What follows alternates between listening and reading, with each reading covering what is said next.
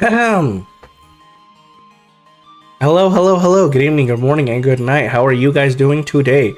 We are here with Philosophy Fridays. I'm not sure why it's in entertainment. This is supposed to be in people in blogs, but I guess it's not really. I guess it's supposed to be education more than anything, isn't it? Yeah. Anyways, how are y'all doing? How are y'all doing? I'm doing fantastic. We're doing pretty great today. We got a lot of stuff going on today. We're going to talk about some philosophy, as I like to call it. Philosophy Fridays. Yes, yes, yes. Today we are doing a different thing than usual. We don't usually do these things. I don't think I've done a Philosophy Friday before. And so I was just like, screw it, we'll do it today. And I'm just uploading it and everything to other channels. I am sweating really bad today. But, yeah. Ooh, here we go. Philosophy Friday. There we go. Alright, we got that set up. I should probably charge my phone, because they're not doing well. How are you guys doing today, though? Hope you guys are having a wonderful day. We're going to be talking about some new things today. That is for sure. Some things that I don't usually talk about. We are going to be doing a completely brand new thing, like I said.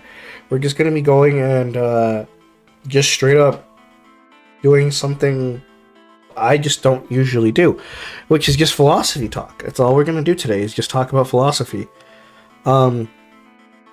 It's going to be pretty cool. It's going to be pretty fun.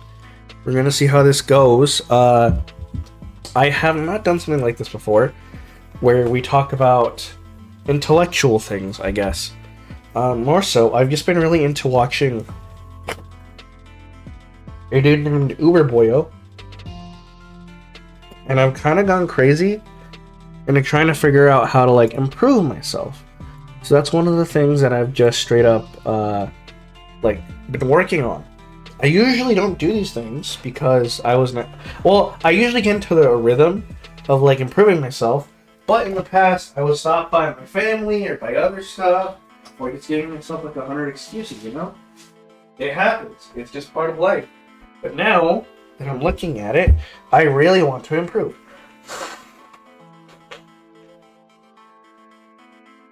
And so my goal is to teach you, or I guess talk with you, about how to go through life with these things. I'm gonna go grab some water. Which would you like more, water or tea? Tea.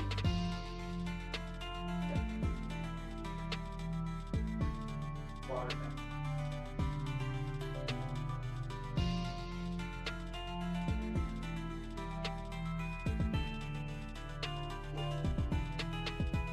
Just gonna grab some bitter.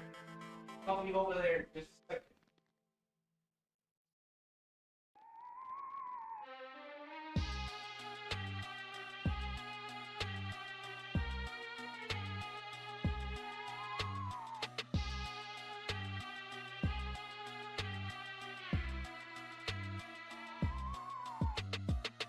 Hey, there, listeners. Hey, I am back. Sorry about that. I've kind of been doing my own thing right now. If you guys noticed, I did kind of re-upload the Shine Greymon video.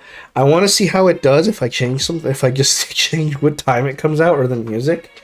I don't know if that'll actually do anything, but it's better to like check it out and see if that'll do anything. If not, I'll just put back the original with 180 views.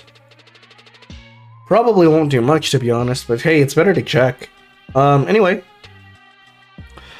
Yeah, we're here. We're going to talk about some philosophy stuff. So, I have just been getting into all that stuff, you know, trying to figure out who I am as a person, what I want to do in the future, and do I really have what it takes to like succeed? And so I've been trying. Hey, Baboom. Hey, how's it going, Spag? And so I've been trying my best to like learn how to do certain things like how to take suffering, for example. Learn how to take suffering better. And is suffering really like a bad thing to have in life? You know, it's like one of the things you gotta like think about. And so I've just been wondering about that. I don't know how I feel about other people thinking about it, but my main philosophy of life is, in order to get good, one must always improve on what they're doing, even if it's just 1% a day. And from what I've been learning from Nietzsche, shit, what's his name? I was gonna say Oppenheimer, but that's the stupid movie. I don't know if it's actually stupid. I don't know what the movie is.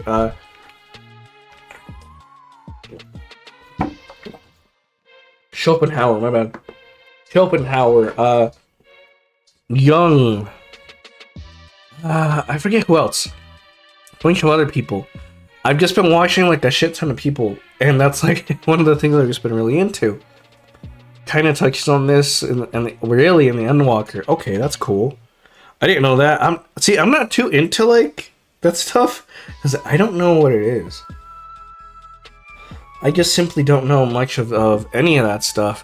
So I'm just like, okay, we'll see how things go, and we'll just, you know, do our thing. And so as life progresses, that's one of the things that I've just been trying to figure out. Whether or not it is worth, you know, exploring such things.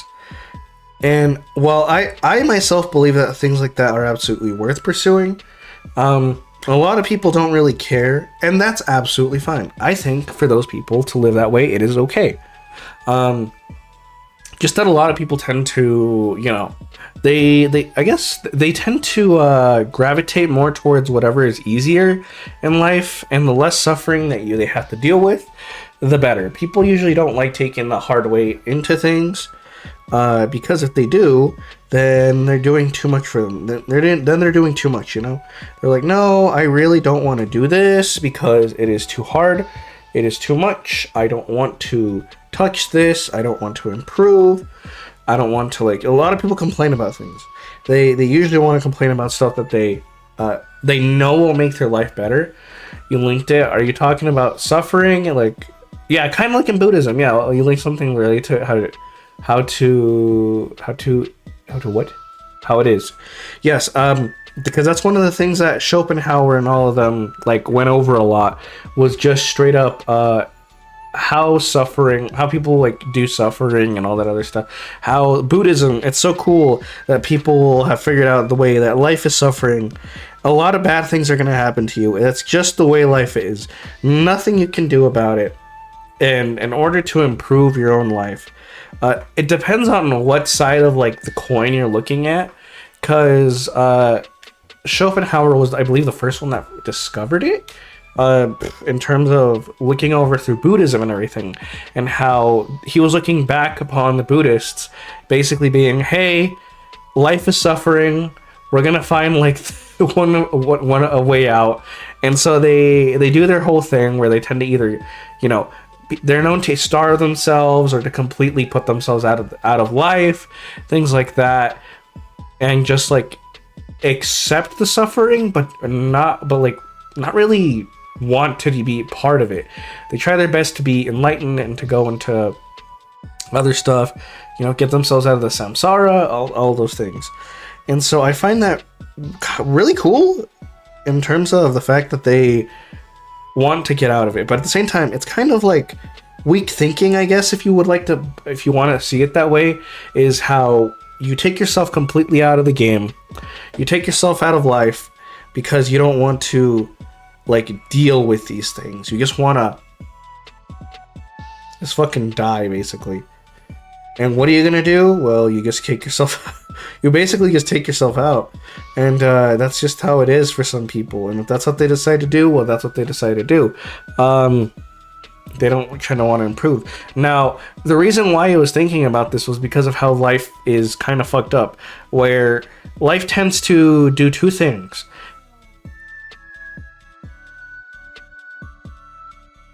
Where they, sorry, I was listening to Krista. I thought she was talking to me. Where people tend to have a thing of, or not people, nature tends to do two things. It makes animals more. It makes more animals. It wants us to make more humans, more animals, breed, all these things, so we can give basically food to the lions, as it were. Schopenhauer would talk a lot about how the gazelle was born specifically to be the food for the lion. The lion is the one that will always be eating no matter what, and it'll take the shit. It'll just eat the fucking animal, the gazelle, and just happily eat it away. And he would view it as a sense of, holy shit, this is horrible. Life is awful. Like, the world is so cruel. I don't want to be a part of this. I'd rather just yeet myself out of this. Because why would I want to suffer like this? Why would I want to like see this suffering and everything? And so a lot of people just kind of view life that way as well, where they're like, I don't want to, suffer. For example, I guess one of the better examples is if you see animals suffering in terms of like, you see a horrible traumatic event where you see a lion killing a gazelle. It takes it down. It's eating it alive. It rips its fucking organs out of its body, such as its such as its liver. While this creature is still alive, the pain that it's feeling, all this pain, is the pain really worth it? And you just feel bad about the creature, so you try to make things where it's, as Uber Boy would put it, as anti-life. Basically, you try to do things where it is no longer about living, but trying to not live. trying to basically go into a death cult where you're more into you're more into just dying for the sake of other beings rather than yourself, and continuing yourself. It's something that's kind of interesting because you see it a lot today, especially with vegans and such. They don't like vegetarians as well, I should say, vegetarians and vegans, where they refuse to be part of any animal killing or anything like that, or use animal products because they see it as bad. Not all of them do. Some of them do because they can't eat them, but obviously speaking, most people do it because of the morality. Now, that morality kind of puts a spin on things, because it's like, I am willing to nutritionally get rid of things that are good for me for the sake of another animal to live. But when you think about it, it doesn't do much other than harm yourself. It can help people, it can help the animals sometimes, but when you look at it through the spectrum of the entire world, it's really interesting, because no matter what you do, that cow's gonna get killed. The cow's gonna get killed. The gazelle's gonna be eaten by the lion. Anything else, someone will come in and just take what you didn't take. So it's really interesting, because it's just the view of, hey, I'll stop this, therefore something doesn't get like that. Now, I really like the view of how Nietzsche did. Nietzsche accepted all these things, that the world is shit. It's going to hell, but in order for us to improve ourselves, or in order for humans to go beyond that, to go beyond the suffering and use the suffering as a way of there's just events going on and overlapping that, yeah, it's inevitable, yeah, exactly, it's just events that things happen in the world, and you just have to accept it. But instead of just oh, my hair's crazy. Instead of just accepting it and dying over, kneeling onto the ground and saying, oh, I can't do this or that because the world, why do this if the world's just shit, it's awful, nihilism. Why don't we just improve? Why don't we just get good? Why don't we just, make ourselves better?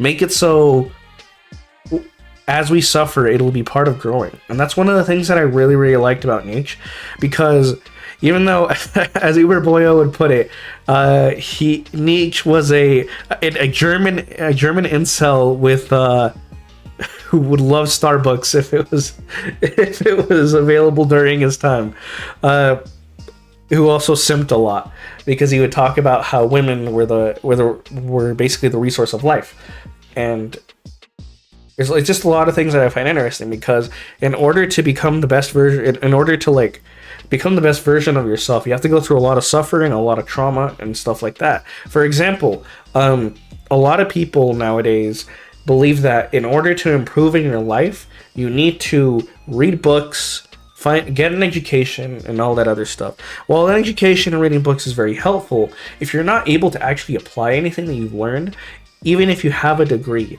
because what I've seen a lot of people do is they get degrees that they have degrees that they can't even use. Well, what's the point of it? And colleges haven't been kind of shit. They don't really teach a lot of things that are that useful. I would say that colleges are a scam, in my opinion, because I've been to several colleges, and every single time that I tried going for a certain degree, they would waste my time by having me go through all these other courses that I absolutely hated, making me spend thousands of dollars. It's just horrible. Yeah, it's better to just like self-educate yourself and like learn these things. You can go to other people in the world. If you want to learn a skill, you could find mentors of like a lot of other stuff. Like, for example, if you want to learn how to fight, yeah, it is, yeah. You if you want to learn how to fight, go like to a boxing gym, go to like a martial artist, stuff like that. Learn self-defense for yourself, because if you don't know how to fight, you're gonna have a hard time whenever the time comes when you have to actually fight somebody. Like I myself, I've taken about 5 years of Kempo karate. I don't know exactly how to do much of the stuff anymore, but I can at least defend myself. I've got a good form of fighting and everything, and I know what happens in a fight and what to expect.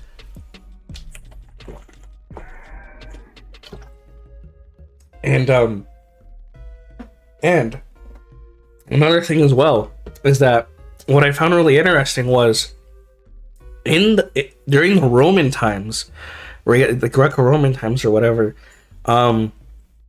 people, like, one of the main things about like the higher ups of their civilization was that they taught their children how to become scholars, athletes, generals, politicians, like all these things. And you're mostly set on that one being like 6'3" and just naturally understanding how to grapple. Yeah, that's true. I just grab a dude and slam. Yeah, and it works. Like I will admit, sometimes you can have all the skill in the world, but you get grabbed and you get thrown. Sometimes you can't do anything about it. Now, if your body is more more used to getting like, I guess the flexibility of the body would depend on that. But the Romans really did like teach their children everything. What I found really interesting was learning more and more about history.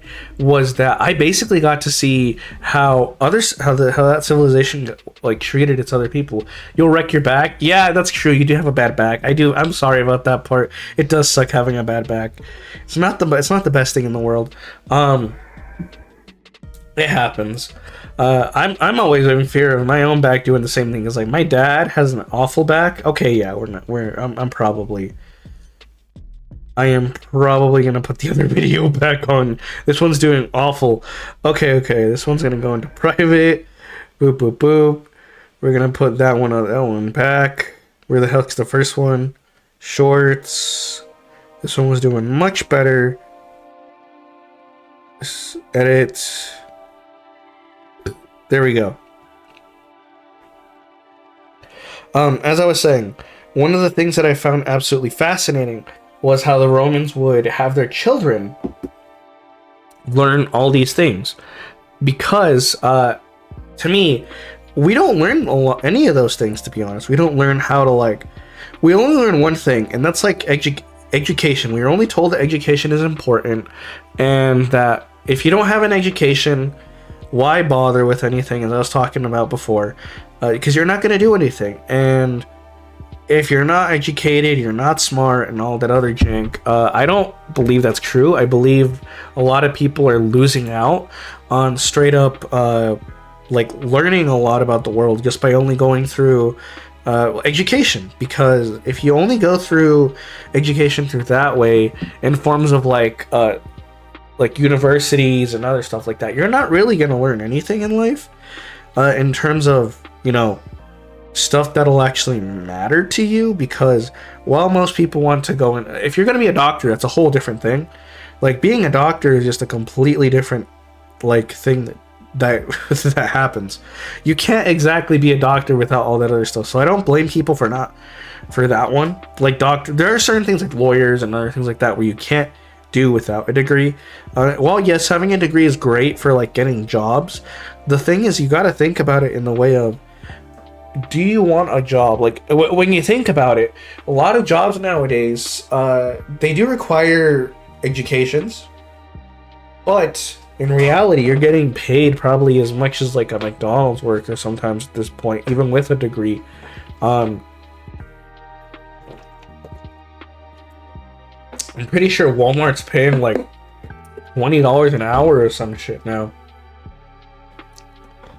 And I'm like, geez, dude, $20 an hour? That's crazy.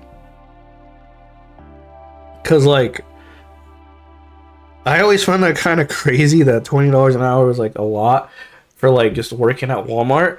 And I don't think I can I can say how much I make. I'm not going to. I'm looking for my toilet paper. But like a Walmart worker probably makes more than me at this point. But I don't work that often, so I guess it makes sense. But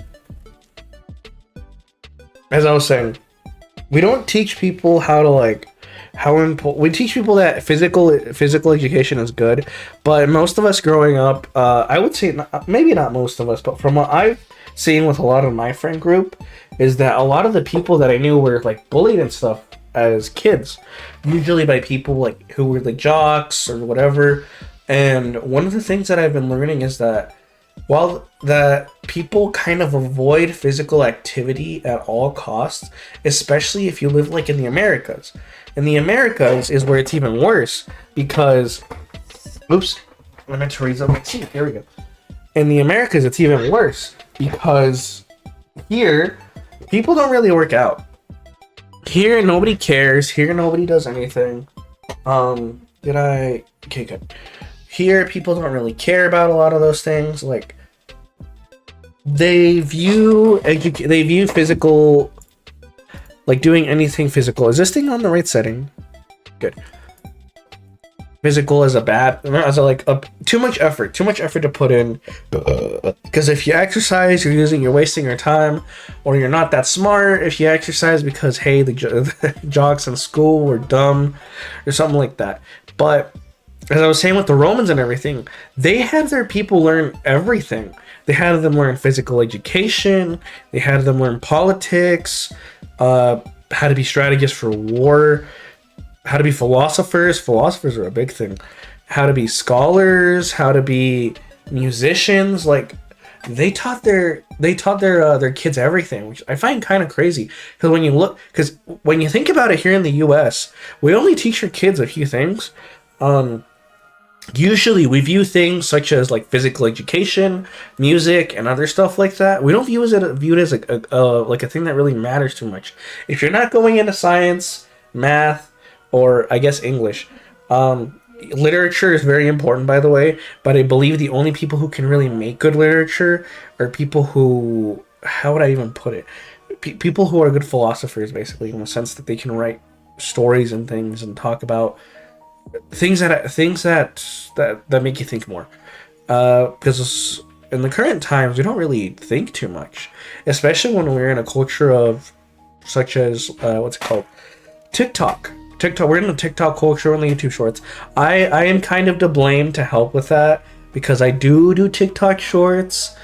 It's just not TikTok. I do TikTok and shorts, but that's because I really want my content to like do better in terms of just hitting the things right now. Because as much as I guess despise, and I don't really despise it, as much as it doesn't seem nice, I know that if I want to hit a certain market, I have to hit the what's it called? I have to hit the shorter attention span of people. And since my main goal in life right now is to make shorts and stuff and YouTube guides on how to for budget decks and how to play like the Digimon card game and stuff like that.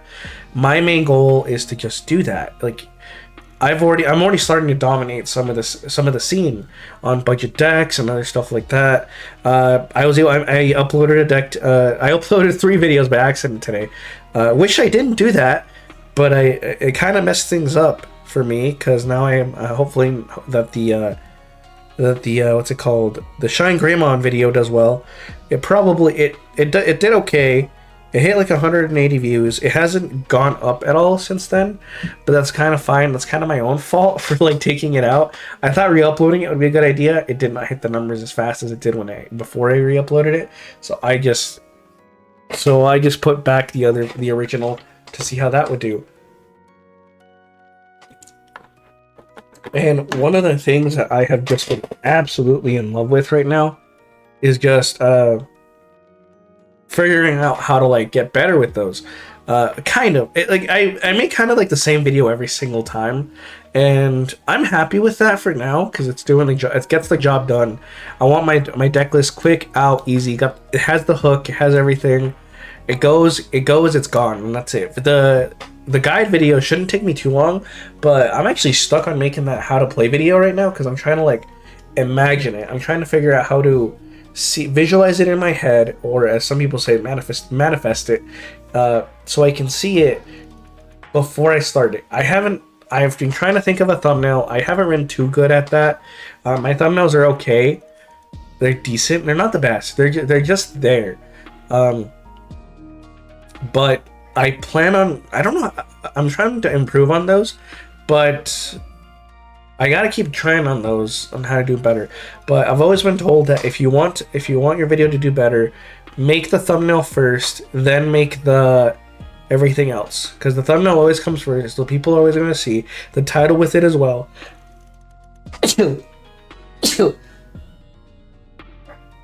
Ooh. Sorry about that, excuse me, I am sick. So I've got a lot of stuff going on. Anyway, as I was saying, so one of the things that I've always been trying to push myself towards is to be better and better. While the videos for the shorts are doing better, they're not better and better. My Alliance video I did very well, but the Shine Greymon isn't doing the best. It's doing okay. It's doing okay. That is for sure. But either way, I'm actually really happy about a lot of things going on because of all these philosophy things that I've been thinking about and talking about, because I actually try to put it into effort. One of my goals is not just to become the best like budget deck creator on YouTube, but outside of YouTube, I'm trying to like improve my own body.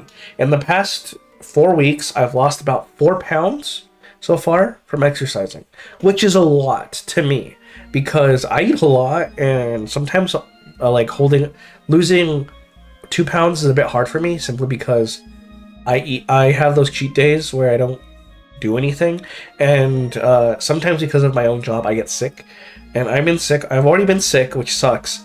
I wasn't expecting to get sick. Luckily it was this week and not next week, because next week we have the regionals, so we have to be careful about that. This week there's nothing going on, but yeah, anyways, Greco-Romans and all that stuff, and my main goal is to kind of be more like, I guess, the Romans, in the sense that I want to succeed in a lot of parts of life. I want to learn how to be a leader. I want to learn how to, how to be a leader. I want to make my own music. I'm gonna figure that out somehow. I don't know how. I'm gonna try to look up like free music programs or something to like make my own music. It'll probably be awful. I already try to sing. My singing is not the best, mind you. I love to sing, but yeah. What else is there? Politics. I don't know about politics because like I've always had like this big dream in my life where I've always wanted to help people around the world to improve, see that they could do a lot of things. But I know that a lot of people have two different mentalities in life. I believe, as Nietzsche would say, there are people with the slave mentality and the mentality of the master mentality. People with the slave mentality tend to have more of an issue towards kind of like it's how people were treated. usually trauma that's been passed down from generation to generation, such as for example the Irish were always like shit on by like history. Yeah, it's really interesting where like it's the Irish were always shit on by history. They were in the potato famine. The British shit on them.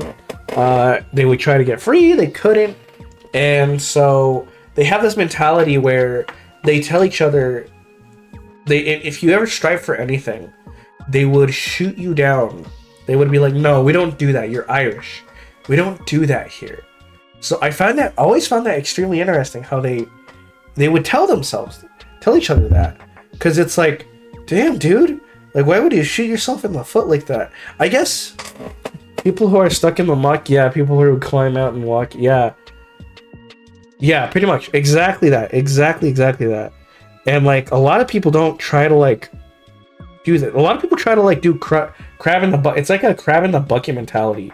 It's the way you have to think about it, is the crab in the bucket mentality. People don't like to see others succeed, which I find really interesting. Like, why don't people want to see each other succeed? And it's just how it is. It's just part of culture, of some people's culture.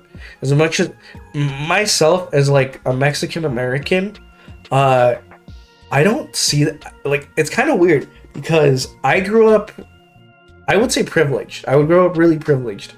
My parents are immigrants. They came from Mexico and they worked their ass off to like get where they're at right now. And they're doing pretty damn well.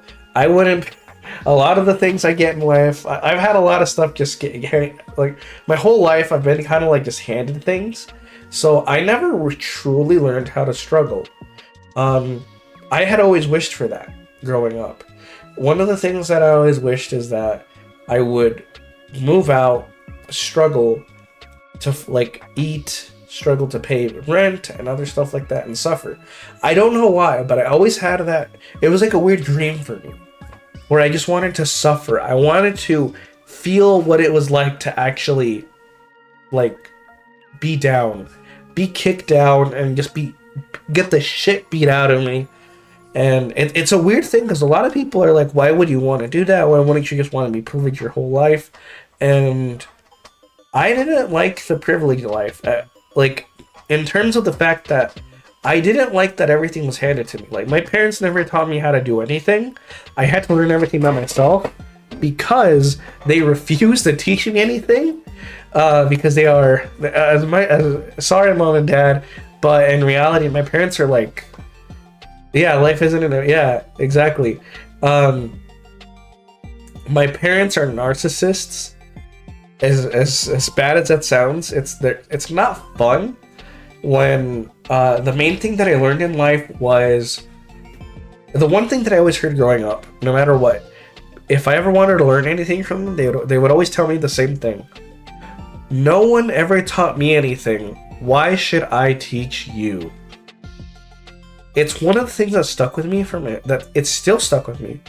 And I hate when people don't try to teach others things that they know but don't. There's like some cases where it's fine, but I really hate when parents don't try to teach their kids how to do certain things, because I grew up that way, not knowing anything. I was actually useless up until about I would say 20, 24, 23, early 20s, because I'm 26 right now. I was never taught anything. My dad didn't teach me how to drive a car. Well, he did, but he didn't fully teach me because he's not a good teacher. He has no patience, narcissist, all that way. He never taught me how to ride a bike either. I had to teach myself. A lot of the stuff in life I had to learn. And so you can teach something or teach the theory to figure out themselves. Some people forget how to do either. Yeah, some people don't know how to do either. You're right about that. I've always like it's kind of like that whole thing of what's it called? You can feed a man a fish, it'll feed him for a day. Give a man a fish, it'll feed him for a day. Teach them how to fish, they'll feed themselves for life, basically. And I am up to the second one where it's fine teaching people how to do their own things, and that's great. Teach them how to do their own things. That's one of the things that I'm working on as well, is how to make your own budget decks as well. It sounds weird for me doing that. It would be like, oh, putting myself out of business. But some people should learn how to make their own shit too. Because it's cool going off of my own thing, but if you want to learn how to get better at the game, you're going to have to get good and actually learn how to do things by yourself. Because I'm not going to make every budget deck for you, because there are some decks I can't make, or there's too much of a demand that I have to wait for certain things. For example, I have what's it called? I have been asked about Mastamon, and I have been asked about what's it called? Ulforce a lot, especially on TikTok. I've been asked about that a lot. I refuse to play Ulforce. I will not make an Ulforce budget deck because that thing is insanely hard to make budget and good because of stupid Rena and Mastamon. You cannot make Mastamon but less than $50. That deck is a minimum. If you want it to be playable and good, I would have to say $80 is what you're spending. And that depends on what you're willing to cut out and what you're willing to take in. Because if you're not willing to spend money on that deck, yeah, too many picky pieces. Too many. It's the Mastamon's the waifu deck. It's the waifu deck. It's gonna shit on you. What are you gonna do about it? You can't do anything about it. It sucks, I know. You can't really avoid paying a lot of money for these decks, and so I refuse to do them. I have a Mastamon budget deck list ready to go. It is $99 because some people, I asked people on TikTok if they would like to see something that's $100 or less, and they said that's fine. I don't care. I have $100 or Mastamon, and so I said okay, I'll make it. I have the deck made. I'm just not gonna upload it yet because I'm too lazy. But yeah, and yeah, my parents grew up. Yeah, Rena. Yeah. Well, yeah, Rena's too expensive. I refused to do that one. That one's too much. It is required for the deck. You cannot make a deck good without it. Without her, she is not good enough. She is way too good.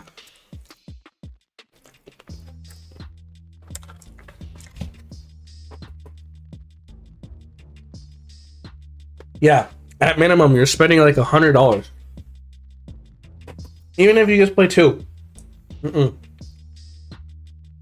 Too much money. Now, as I was saying, back on the philosophy, a lot of people, it's just kind of sad. People want to improve. I understand why. Crab in the bucket mentality, they do it to themselves. As a Mexican, blah, blah, blah, all that stuff. Myself, I was kind of raised differently though than most Mexicans, because growing up, my parents didn't teach me, as much as they were narcissists and they didn't like teaching me skills, they did teach me manners and all that, and properness and all that stuff.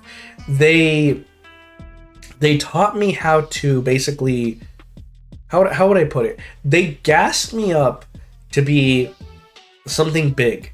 They gassed me up and they made my ego kind of huge, because they always wanted me to be to strive to be the best at my school, the best at my sport, the best at whatever.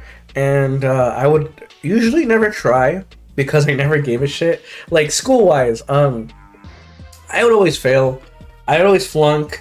Well, I wouldn't flunk because no child left behind, and all that shit that ruins people. Excuse me. Ooh, excuse me. Ooh.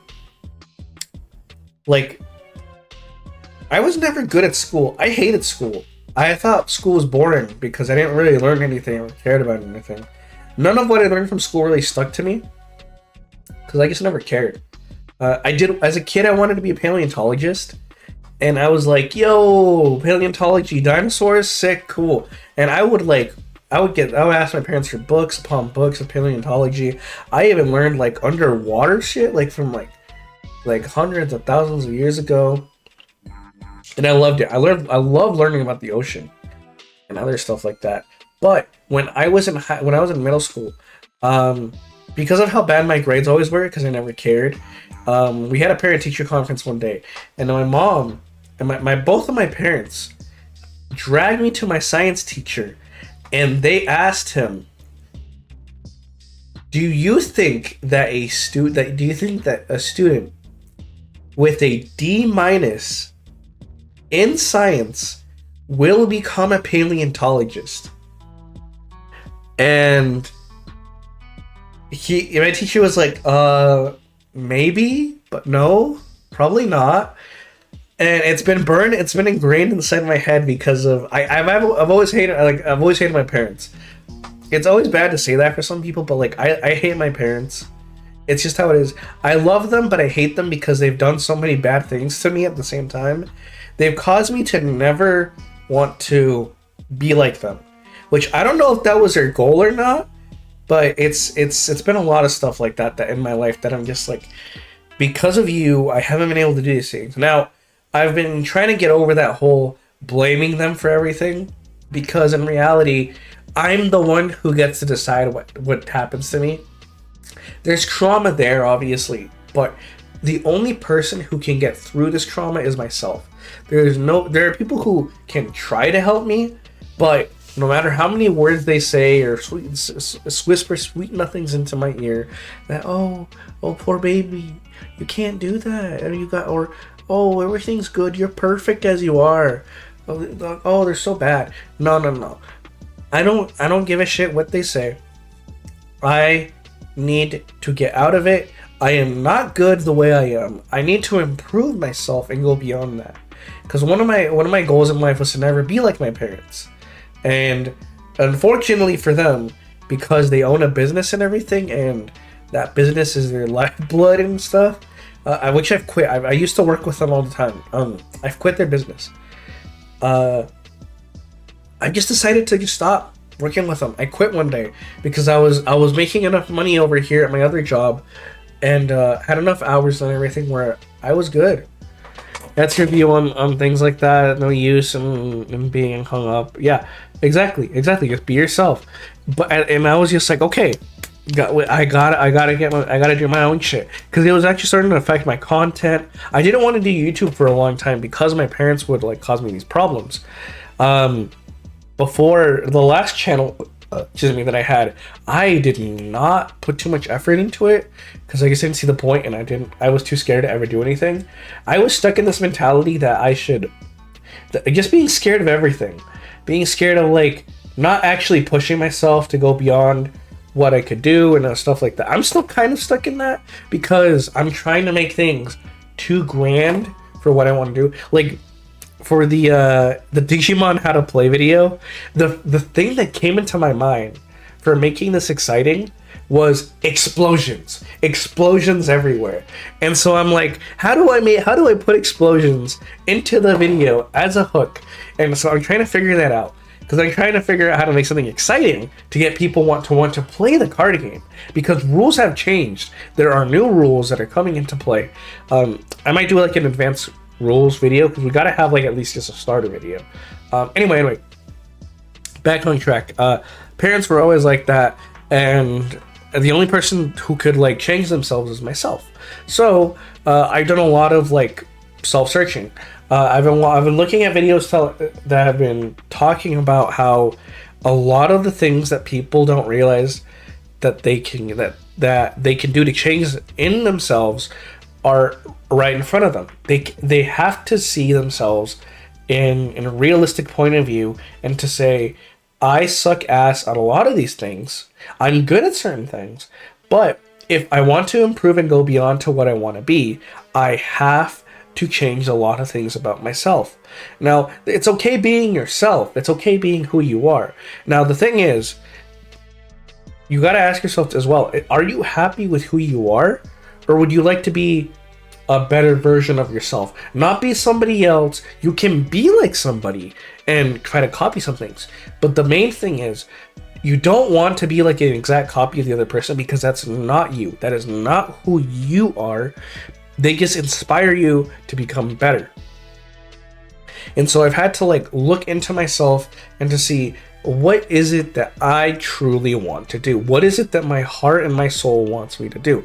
I'm not a religious person, but a lot of this stuff is really interesting, that you have to look into the human soul, into how humans do certain things. Like, for example, with Christianity, I find it really interesting that how people put a lot of faith in, they put a lot of faith into God, into Jesus Christ and all those things, to do things for them.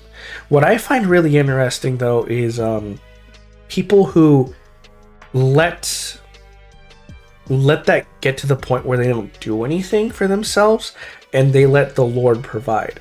I find that kind of a weird way, because from what I've been learning, religions weren't really meant to, how would I put it? Religions were meant to be as a form of traditional values for people. You're not really supposed to take it to the point where you're like obsessed over it, but if you ever got to the point, like back in the day, how the Romans would like straight up, if they wanted to prove to you that their God was more real than yours, they would come over, conquer your fucking city, and say, my God's the true God. He helped me win this war. If your God was around and he was real, he would have stopped us. You know, all that stuff. And for Christians, they got during around the Roman times when they were moving over to Christianity, they removed a lot of interesting things. For example, like, you know, physicality and other stuff like that. They still kept a lot of like yeah, pretty much that is the mom of the area, yeah. And like Christianity has a lot of that stuff. Anyway, I would say that religion isn't bad. Go with what you want to believe, but I believe the thing that you should carry with you is to not be an absolute maniac with it and to over obsess over it, because there are some people who do that. You want to use, I believe that the better way to use it is to use your religion as a form of a drive for your own life. That's how I view it anyway, because in my own sense, I believe that the human spirit and then the human self can go beyond anything that religion would ever have to make me do. They don't really make me do anything or anything like that, because I've always known that people want to transcend into godhood and all that stuff. I believe the Mormons have a thing where they have like 1 billion planets going on, and where if you reach godhood, by the time you die, you will you will get your own planet and a bunch of wives, and you will have eternal space sex and make billions of space babies or something like that. I don't remember if that's how it was, but that's what I've done my research into, because growing up here in Idaho, everyone's Mormon except for like Mexicans most of the time. And being Mexican, I was raised Roman Catholic, but I was raised more on the Mexican side, where we have like Guadalupe and all the saints and stuff like that. Because I've talked to like Mormon people, and they don't really have like saint patrons, as far as I know. Because like in Mexico, a lot of places have like saint patrons. It's interesting. I don't know if you guys know what a patron saint is, but it's basically like the one saint that you like put above all other saints, except for like, you know, Jesus Christ and the Mary and whatever. It's something you just put above everyone else, because they're the ones who you follow, the ones you lead. I guess you would call him, like, if you were like Hindu, it could be kind of like if you're following Ganesha and all that other stuff. Hey, what's up, Akun? How you doing? And so, yeah, it's a really interesting like thought to have, because I just found it weird. Like, I myself didn't have a patron saint or anything like that. I'm doing good. Well, kind of. I'm still sick. It kind of sucks, but it's just what it is, you know? You can't do anything about it. I've been taking a lot of meds and stuff like that. Anyway, as I was saying, I found that really interesting. Just speaking to Mormons and everything, that they don't have that. Because, well, learning from the Mormon religion is so interesting, because from what I remember, it was Joseph Smith who discovered the golden tablets. Krista? Oh, you okay? Anyway, okay. So, thank you for the getting well soon. From what I remember, he discovered golden tablets that he found under a rock somewhere in the U.S. Jesus Christ was actually an American, and some other bunch of stuff happened, and that's what I remember from reading like the books, the Book of Mormon, and a bunch of other stuff. And polyamory was very common in the religion until it was forbade. It was a really interesting view on things, because they got all their information from a dude who, as far as I remember, in history was known as a con artist. Now, for any of my LDS viewers or whatever, Latter-day Saints, if you don't know what that is, if you've never met one, I'm not trying to offend you or anything. It's just what I've learned from history, that he was not known as a good person until that happened, and people kind of just went with what he was saying. But from what I remember, he didn't really have much proof of the golden tablets or anything like that. He kind of just told people, and he made some, I believe he made some golden tablets and wrote some weird stuff on it, and only he himself could like decipher what it said, because the angels of God would like put the stuff in his head. Anyway, into English, it would translate it into English. They have their own outlook on stuff. But Catholicism, well, Roman Catholicism started all the way back, as I said, with the Romans during the time right before before the entire civilization ended. They tried to change from their paganist religion, from all those different what's it called, polytheism religion with the Roman gods and everything. I don't remember what the differences are between the Roman and Greek gods. I'll be 100% honest with you. I just remember them being the same kind of god, but with a different name. That's all I remember. Anyway, they would go on with, they would do these things, try to keep their religion going and stuff like that. But once the event of Jesus Christ had happened, maybe with a similar story but some differences,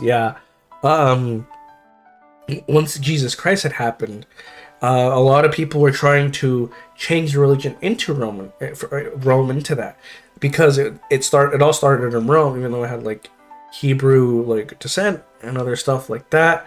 But yeah, that all happened, and when they tried their best to like reform into Catholicism, so they could hopefully bring back their society to the greatness that it once was.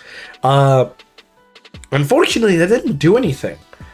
That was kind of like, from what I've been reading and stuff like that, from what I've heard, is that basically the Romans turning from a polytheistic religion that was paganist into a Christianity, a Christian religion, that was basically the woke movement for Rome.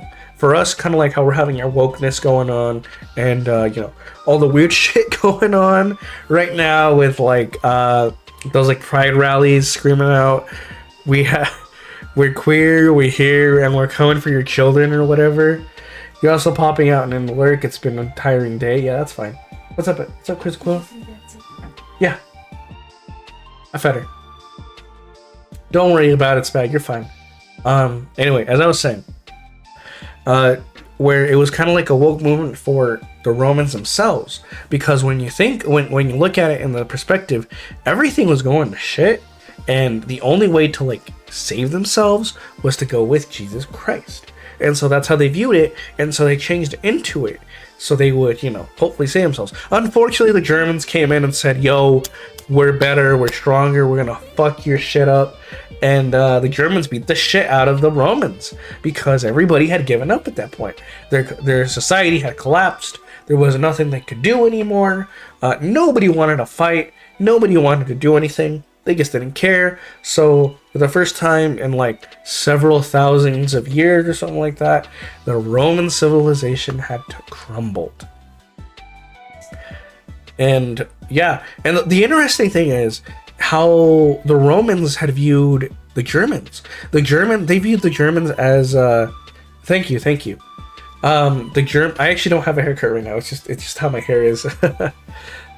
The Romans had viewed the Germans as like these pig eating barbaric people who had no culture because of how high up and how would you call it, fancy prancy prissy the Romans were, because they thought themselves as much better. Unfortunately, the Germans beat the shit out of them, so it did not matter.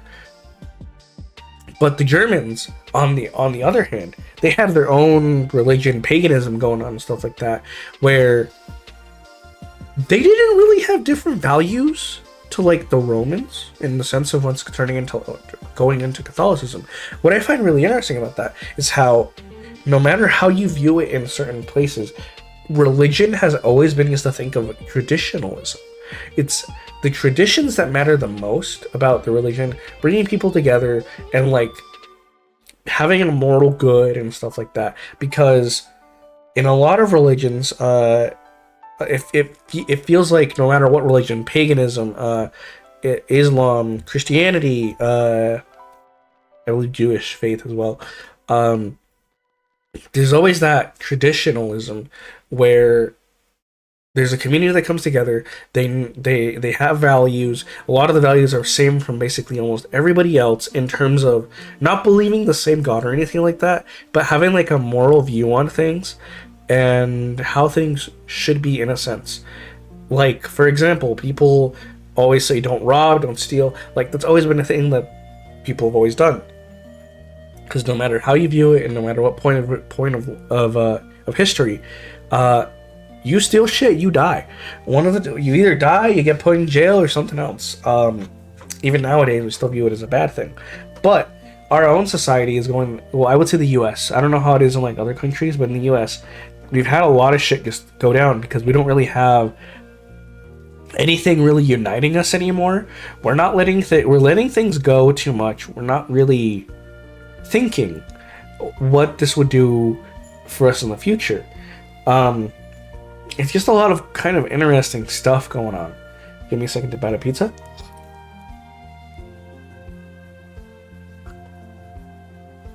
Delicious. Like, we don't really have that many values anymore.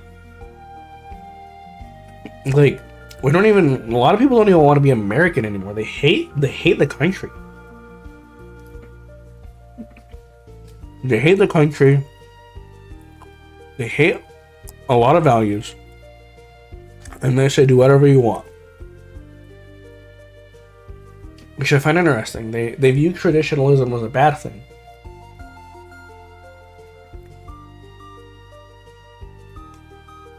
But is traditionalism really that bad? I don't think so. But another thing too was that Nietzsche was a person who very much did not want to go with religion. I believe he was the very man who said God was fucking dead. It's either him or Jung, I don't even remember anymore. But once God is kind of dead in the sense that there's no togetherness or like community or any stuff like that, shit just kind of goes off the walls. Like, what do? It just kind of goes to shit. Kind of like how we're going through a lot of things.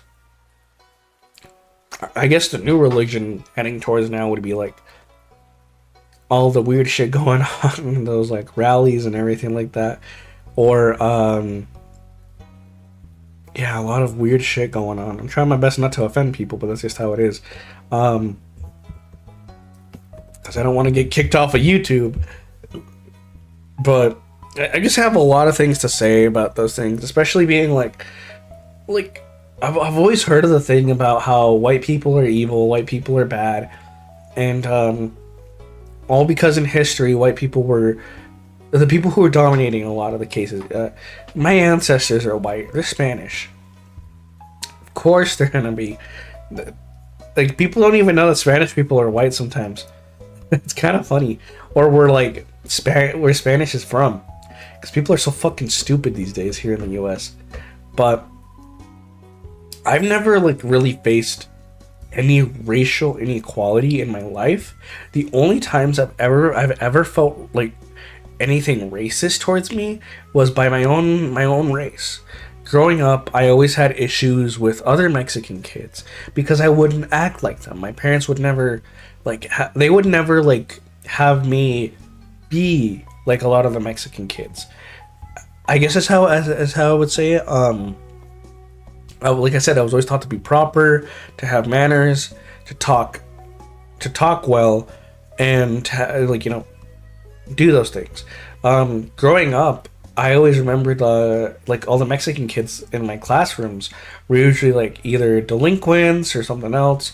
I remember the first person to ever get pregnant that we knew in our high school, in my class, were like two Mexican chicks, and I actually know I don't know them personally anymore, but I know who they were.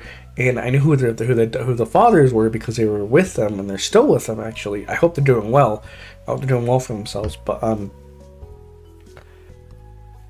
But I was never really with any other Mexicans. I never grew up with other Mexicans. I was never with other Mexicans because they had their own thing, their own culture. I guess you would call it kind of like ghetto-y culture.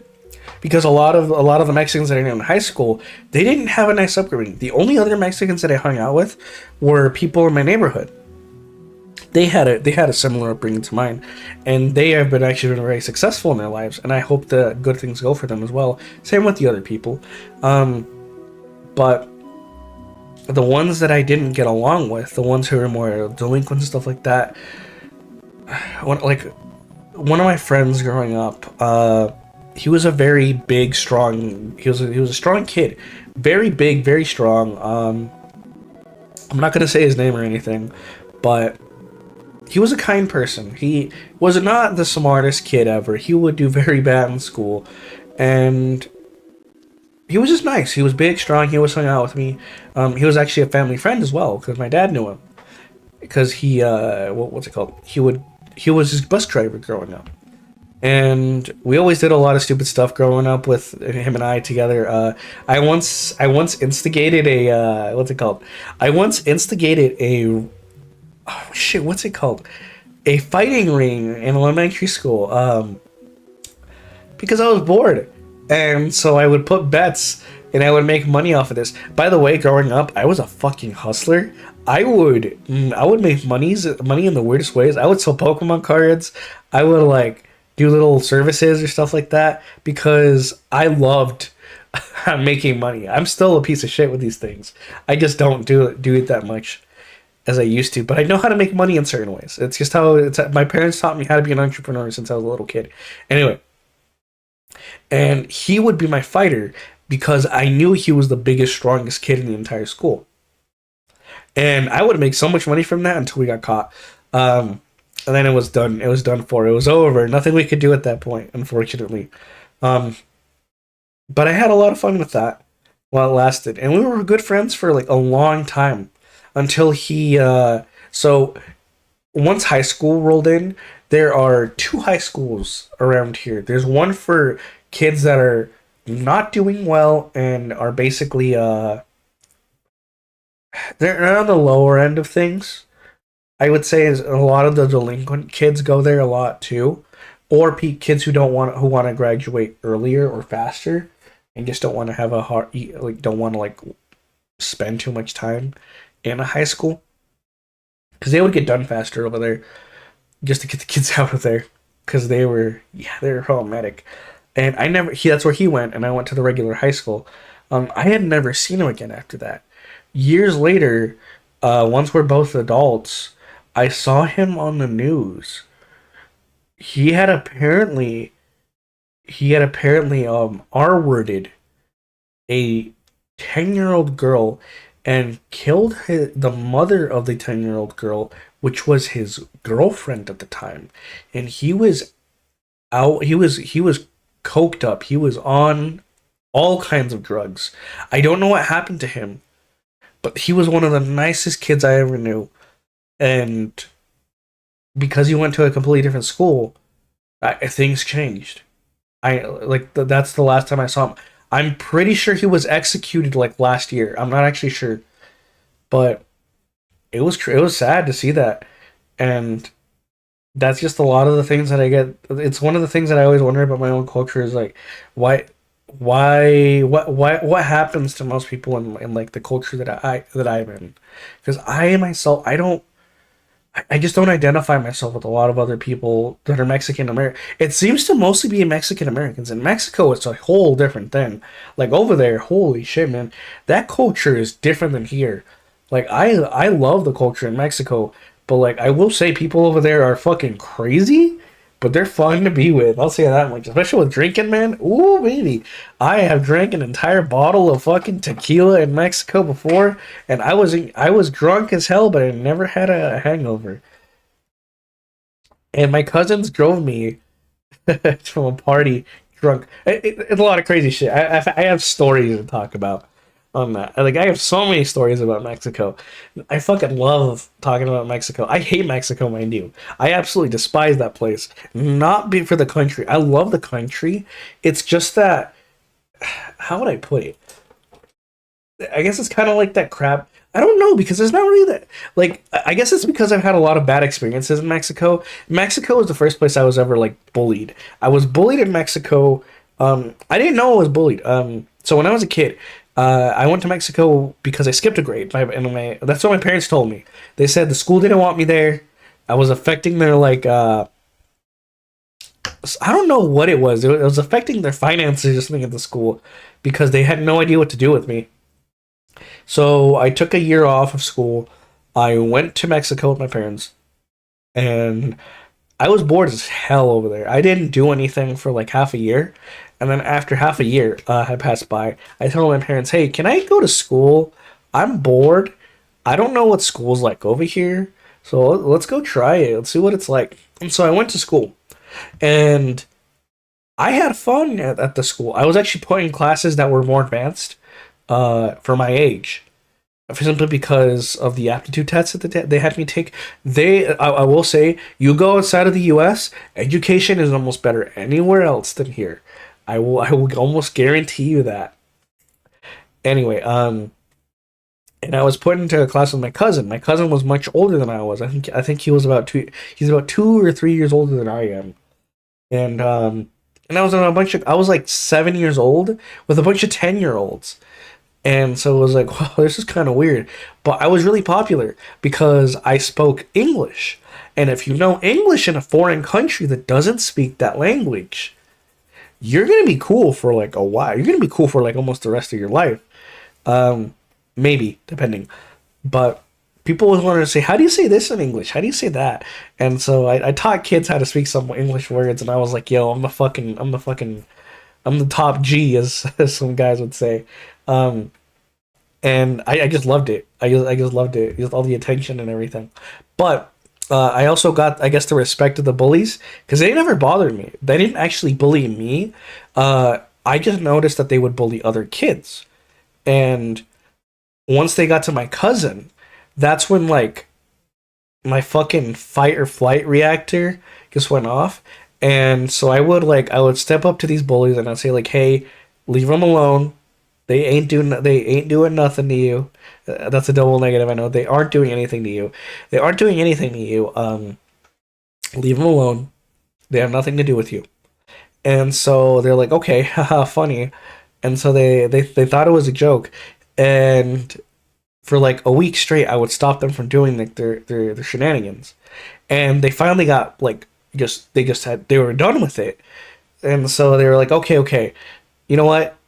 It's your turn." And so the main bully was a kid who was like, I think 11 or 12. He had been held back several times. He was infamous because his brother was also a bully who was also a horrible person. I think his brother killed somebody a few years ago and is in jail, or was killed. One of the two. I don't think that kid's alive anymore either. By the way, I think he joined the gang or something. Anyway, um, Yeah, I had the bullying happen. What was that? Outside. Oh, must be the neighbors. Sorry about that, guys. Anyway, as I was saying, they had knives, so they had straight up like knives. They weren't like huge knives or anything like that. They had box cutters, which can still kill you if they know what they're doing. And so they would like hold it to my neck. They would hold it here to my throat. I guess yeah, neck. They would hold it here to my throat and say, "What are you gonna do now?" And so I told them, "Do whatever the fuck you want." I didn't tell them fuck because I didn't swear. I never swore as a kid. I very much hated swearing. Anyway, um, I said, "Do whatever the fuck you want. I don't care what you do to me. Just stop bullying these kids." And they couldn't get me to be scared. That was one of the things. I don't know what was in me as a child, but I was never really scared of bullies or anything. Because I never really cared. I never really cared what other kids did to me. Because I just like why the fuck would I care what you do if you're hurting other people? That's terrible. Stop doing that. And after that day, the bullies stopped bullying everybody. They left everyone alone because they couldn't use their usual tactics against me because none of it worked. Um, it was a really interesting part of my life because I never had an experience like that. I've never been bullied in like the U.S. or like anywhere else but Mexico. I've been robbed in Mexico too. It's one of the reasons why I fucking hate that place, um, because it's so bad. I was robbed as a child, not like I wasn't like kidnapped or anything. I was just robbed of my money, uh, which sucked.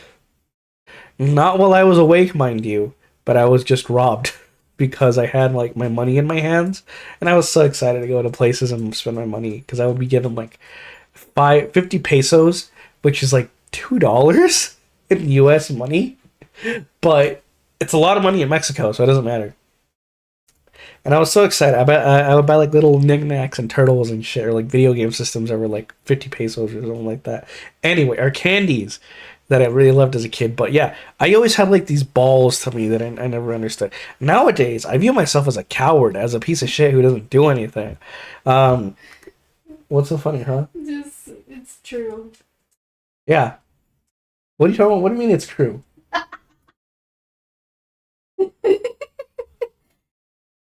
We all know that I'm gonna be the one to battle somebody if somebody starts Oh, coming I want to towards beat the you. shit out of somebody. You do? Yeah. Well, then I guess I don't need to be worried. I thought I told you that. Didn't? Oh, I haven't told you, have I? I want to join a boxing gym.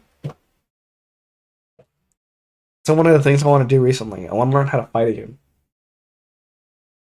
I want to get that testosterone up, let that rage out. I'm probably gonna start joining one like next week if I can find one, or next paycheck actually. It's gonna be probably. Anyway, as I was saying, I just had like these balls on me as a kid, and I'm still a fucking like. I would say I'm not a coward in terms of like. Mm, I guess it's more like confrontations like scares me, but only when I'm like yelled at or something. Because a few weeks ago, Krista and I were out walking the dog, and she decided to do something funny. Yeah, I want to tell the story. She decided to go. So we live next to a um, veteran mobility chair uh, association thing, and so we have to walk through when we do our daily walks. We walk our dog several times. Why are you on my pillow? You take it. I don't care.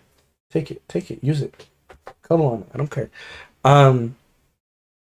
Anyway, yeah, we would usually do our rounds. Krista hates that I taught the dog how to want to go around our neighborhood because now all the dog wants to do is go on walks to go poop. And she No, reacted. she didn't react to it. You, You're good. you You're sure? good. You're good. I'll take care of you in a minute.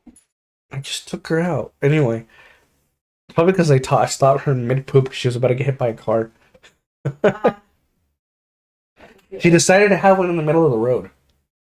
She moved all the way over there, and I was like, "Stop that!" Anyway, as I was saying, that one of the things that I just oh yeah, that we went on a walk, and she wanted some shade, so she decided to go into the backyard of that mobility scooter place. They have a yard. They have like a grassy yard that's well maintained and everything. And yes, and we went there, and I told her, "Hey, this isn't a good idea. Someone's gonna like something's gonna happen." And she's like, "Don't worry about it. I'll pick up the poop." Which I always do. Which she always does. I'm 50-50 on that. It depends on where she poops on. If it's in the road, leave it. Yeah. But behind us, we hear a man yell, "Hey, that's private property. Don't let your dog shit everywhere." And we both froze. And Krista was like, "Oh, I always pick up her poops." I don't know what else the guy said, but like this dude who just lives next to the place is just like over here just like saying shit. And I like froze up. I was like, yeah, we shouldn't have done this. I went coward mode. I was like, ooh. But at the same time in my head, going on in there, I was like, I want to beat the shit out of this man for like not minding his own goddamn business. I get it. It's a place for veterans, and it should be respected in a sense, because these are people who have fought for our country, and we're shitting in the backyard of that place, basically. Well, after I picked it up, the poop up, he's like, I said, "I'm sorry that there was any confusion. I won't let my dog back there again." He said, "No, you're fine too. Just most people don't pick up the poop with their dogs." Oh, I didn't hear that part. I was too. He's like, "You're good. I was too dazed after that. I was crazy dazed. I was angry too. I was angry in my head. I was like, fuck. I was like, yo, man, come on, man. Mind your own business. Mind your own dogness. And yeah. And that's like an example of where I kind of like cowered up.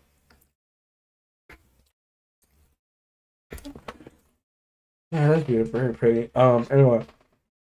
But yeah, it was a really interesting thing that happened. And so we learned never to do that again. On that day. And on that day we learned to never do that again. But yeah, that's an example of like, I don't know what happened throughout the years. I guess something really interesting about me is that I am not strong, like physically. I wouldn't know emotionally, to be honest. Very emotionally strong. I don't think so. Very emotionally strong. But physically, I'm not strong. I'm not sure what happened. I'm not even that tall. Like, I got the worst fucking physical genetics from my parents. Like, my dad's a fucking 6'5" monster. But my mom's like a 4'2", like... Monster? Gremlin? Gremlin, yeah.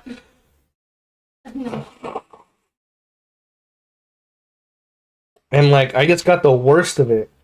Worst of the genetics in terms of, like, physical stuff. Because growing up, I had to do a lot of physical therapy. Because I'm a preemie as well. I'm a preemie baby. Are you a preemie? No. Yeah, I'm a preemie. If you don't know what preemie means... Oh, damn, you're a lady. I'm a lady. You're a ladder. That's Latter-day Saints. one person. And There's no such thing as space babies. hey, that's what I was taught. They gave me some old ass book from like the 70s. Before black people were allowed.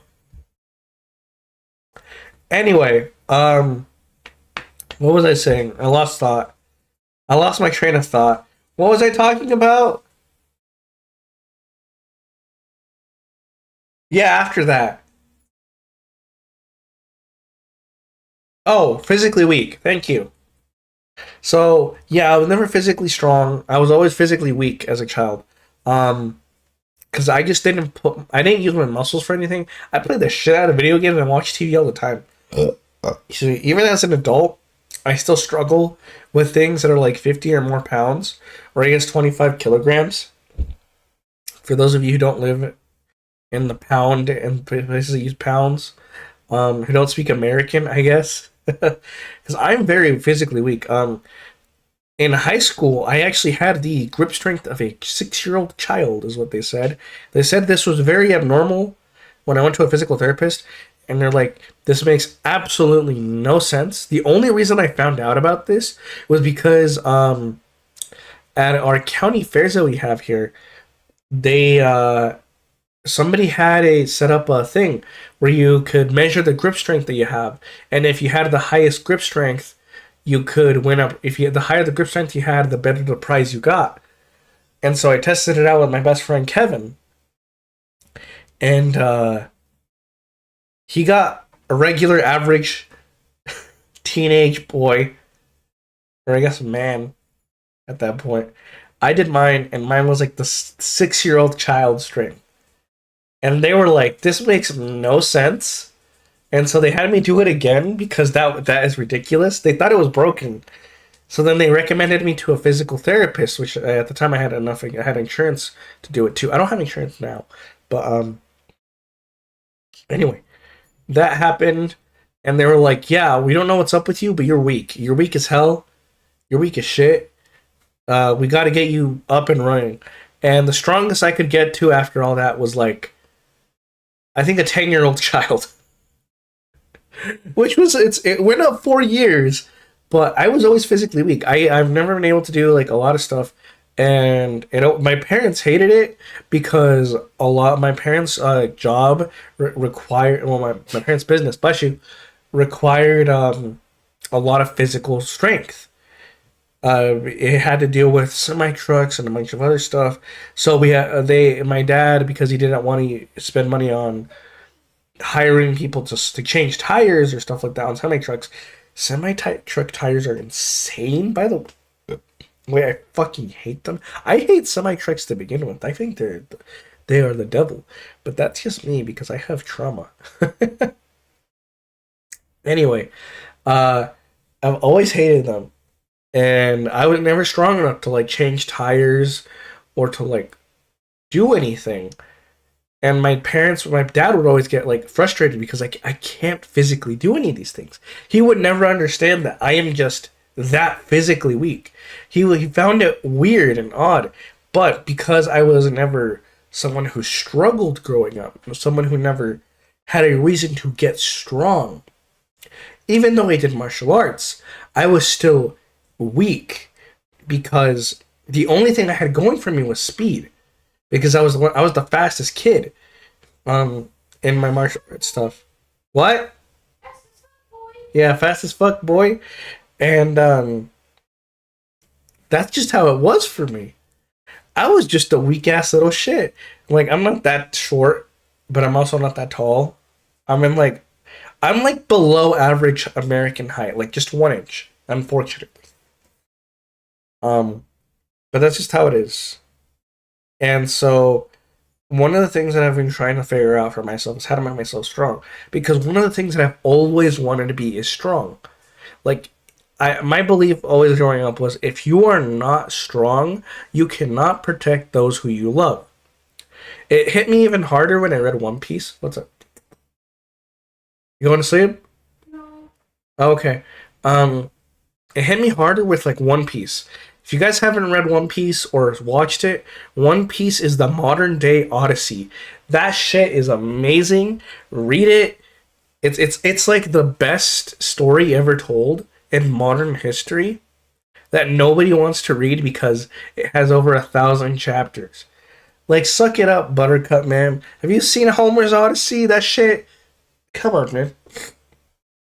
It's like modern day fucking amazing. It's too good. It is way too good. People sleep on it. Sure, skip Foxy Arc, by the way. Do not read Foxy Arc. Skip that shit. Skip it. Foxy arc is the worst. Just it's not worth watching.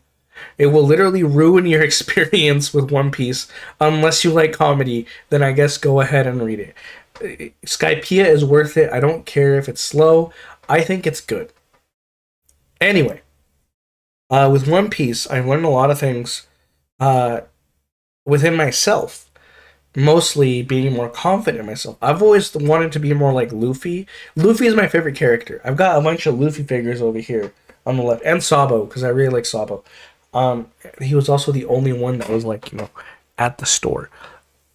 I didn't know who he was when I bought him. There was a lot of characters at the store that I didn't know. I was still like chapter like 500 when I was there. I was just about to get done with it. It's taken me about 3 years to read through One Piece, and I still haven't even gotten to the final arc. I mean, to the most recent arcs. I know a lot of spoilers. Anyway, but I'm excited about them. They get me hyped. As I was saying, I learned a lot of things, like, for example, from Luffy, how to be strong and how to keep going forward even when shit gets tough. Like, for example, I will give some spoilers, but these spoilers are like over 10 years old, 20 years old, or 15 years old, whatever, at this point. So if you haven't read One Piece, well, I guess shut your ears or something, but keep watching, please. Like, when how would I explain it? Luffy has always been the kind of guy that just strives to get forward, no matter how bad the situation gets. When he went against Crocodile, motherfucker was literally fighting. Crocodile is a sandman in a desert. He is in his strongest element. That motherfucker will kill you because he has everything. He's a warlord. He has everything going for him. There's nothing you can do. And Luffy was like, fuck you. You may have almost killed me once, but guess what, bitch? I'm going to come back and I'm going to try again. And Luffy, on the second try, did beat him. He did beat him. He was like, how do I fight this man? How do I fight somebody made out of sand? This is before hockey or any of that shit was around, so they didn't know how to do it. And so, what did he do? He used his brain and he said, yo, man, I'm going to use water to fight sand. It sounds stupid when you think about it, but that's how he beat Crocodile. He used his brain. He's not a smart person, mind you. He's fucking stupid. Luffy is retarded.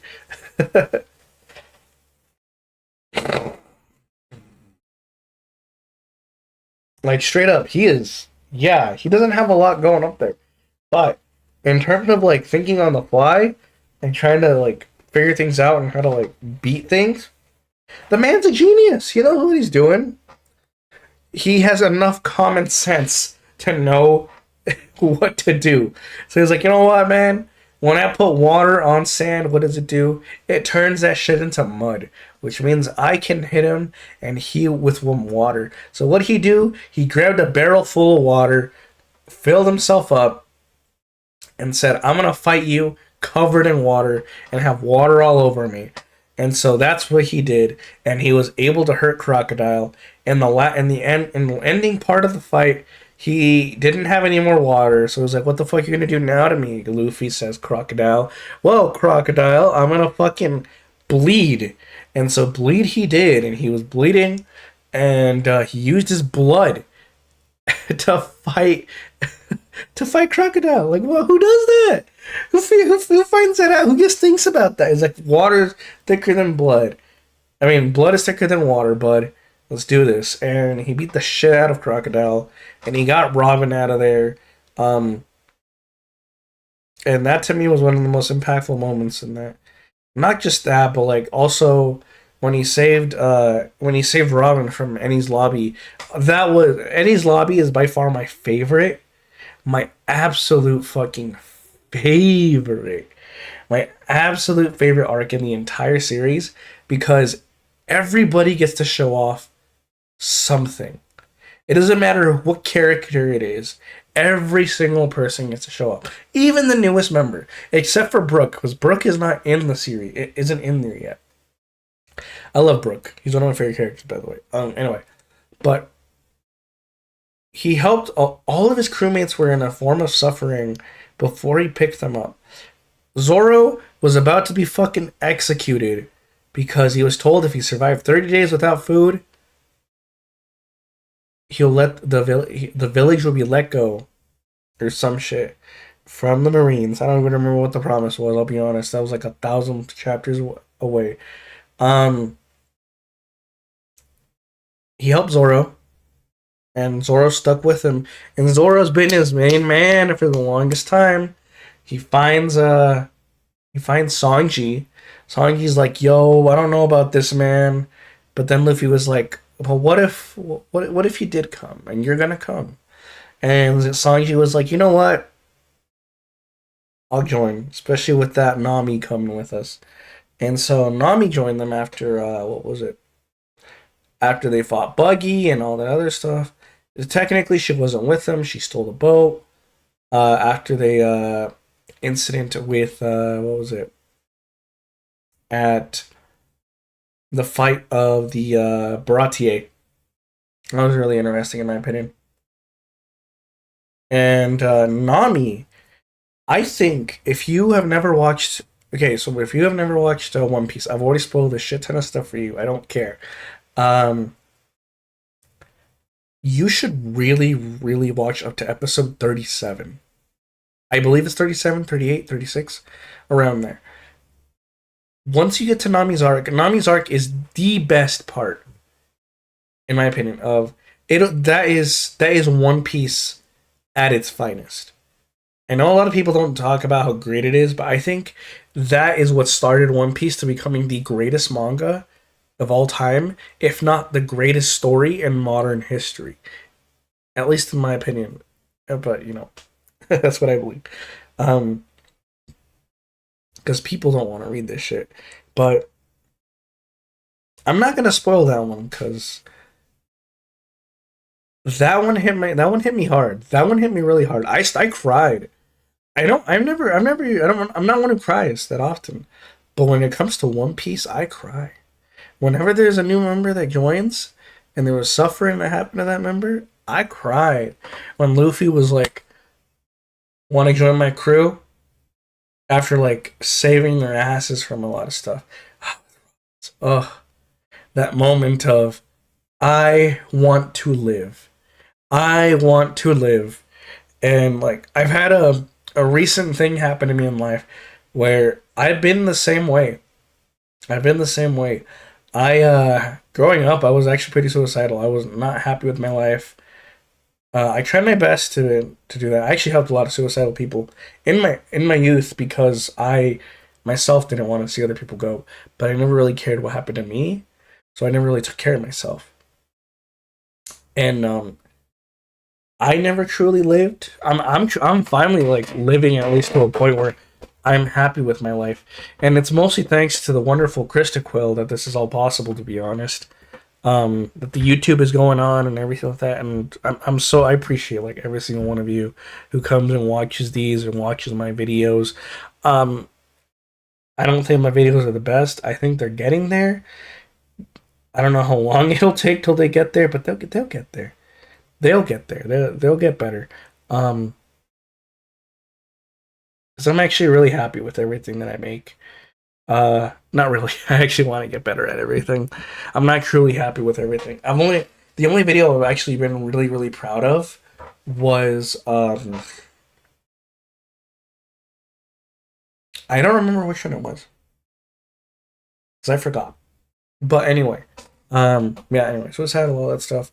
That moment where Robin said, "I want to live," really affected me because I never really saw myself as somebody who wanted to live. I never really cared what happened in my life. I would just cruise on through and not care. I was basically a trust fund baby and said, whatever happens, happens. I got money. I don't care what happens because it's all going to be good. And then after that, I wanted to live, and I think after that time, I had actually met Krista, and things kind of just started rolling in my way. Because like the weirdest thing about my life is that I've, like as I said before, I've been handed kind of like everything. Like I don't know how to describe it, but I've kind of just been handed like everything in life. Like if I ever ask for something, life just says, "Hey, I'm gonna make it." Sorry, I'm going full screen because I think it'll be better. It'll give more of a personal view and everything. Um, Life kind of just handed me everything.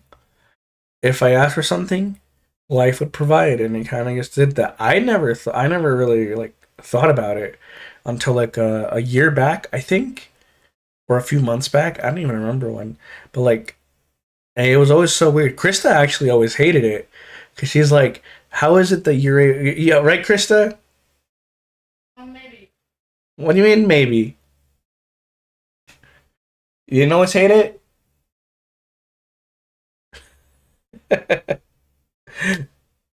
Anyway, um, it was always so weird for me that I would kind of have everything handed to me, just like here you go, now do something with it. And I would squander a lot of things growing up because I just didn't give a shit. That's just how my attitude has always been. Now that is something that Krista hates, my not give a shit attitude, because Krista doesn't like that I don't take things too seriously. Right, Krista?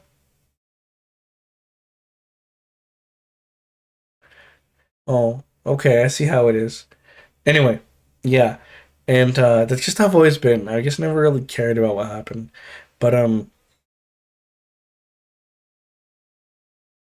so I'm trying my best to like get better at that.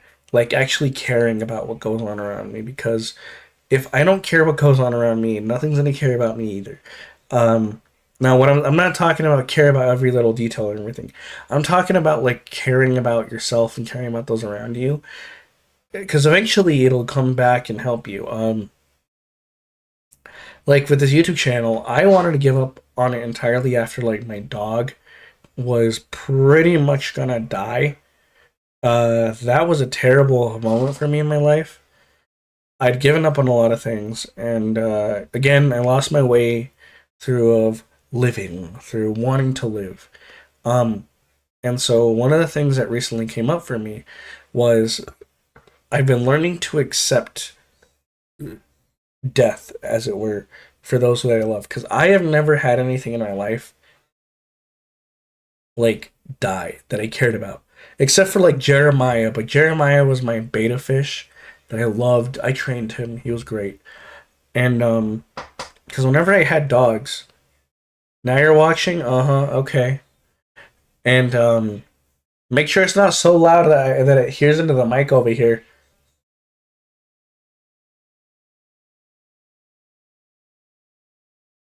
Anyway, yeah. Sorry, I'm just thinking about it. Anyway, as I was talking about it, yeah, my dog was diagnosed with like heart disease that'll eventually kill him.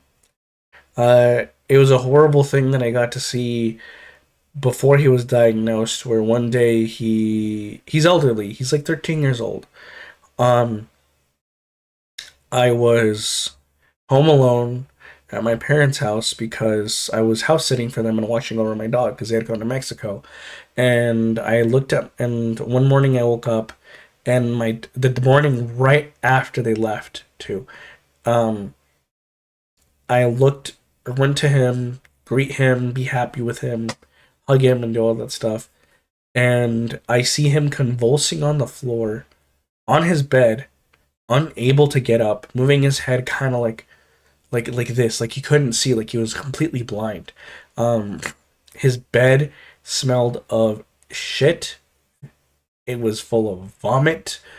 There was pee all over it and poo inside of his bed.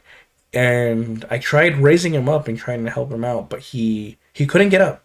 He had lost all senses, all balance, all senses of anything. And I freaked out. I called Krista, she ended up helping me out and helping me pay for part of the emergency vet, because I called the vet, and his primary vet told us that there is no room at the vet because they had 3 other emergencies going on and a bunch of appointments that day. Horrible day to go. The worst possible day to for that to happen. And then right when I was getting ready to go, a blizzard had kicked up. It was absolutely terrible. Like, this winter is the absolute worst winter we have had in Idaho for the longest time, and it was god awful. It was so bad. And going to the vet, because they told us an emergency vet on the other side of town to go there. I couldn't go fast. My dog, I thought he was about to die, and I couldn't go fast because my car's not good for the snow. The tires are awful. The traction that it has on a lot of stuff, it's actually, it died this very winter actually, and then got revived like she always has because she's a goddamn phoenix. Um. Anyway, I got to the vet. Uh, it was horrible at the vet because while I was there, they removed the fucking door because they were fixing it. I don't know why they picked that day, but they picked that day, and the blizzard got in. It was horrible. Nothing could get done in terms of like office work or anything, like the receptionist. And then I got the news that they can't do anything with my dog unless they do blood work and X-ray. And that blood work and X-ray was like $600 or something like that, some ridiculous amount. I couldn't afford that. I had like I had like $200 in my bank account, and that was all for rent. And Krista had to help me out with part of that, and my parents did too. Um, but they couldn't do anything with my dog except for giving painkillers. And so I got into my car, and I cried for like 15 minutes or something in my car because I didn't know what to do because it was just a horrible situation. I got back home, I gave him his medication, and I had no idea what to do because it pretty much set in that this year might be the last year for my dog, and it hit me like a truck. And so I tried to spend as much time as I could. I refused to leave the house that much because I wanted to be with him so much. Because I love that dog. I love that dog, uh, and I'm his favorite person. Unfortunately, because I didn't even want him, but my sister adopted him because she begged my parents for a dog right after we had lost another dog a few weeks back, actually, before that. And yeah, and so I had to accept a lot of things, and they said his condition was getting worse. A few months ago, we had taken him to his primary doctor, to his primary vet, and when that happened, they told us he has a heart disease. I don't remember what heart disease it was, but they did the tests and everything. 'Cause my sister was the one who paid for most of it, or was it me? I don't remember who paid for most of it. Um, but they told us that his heart murmurs were getting really bad, and pretty much they diagnosed him with the disease, some sort of heart disease where his heart was enlarged and causing him to basically lose all circulation in his body.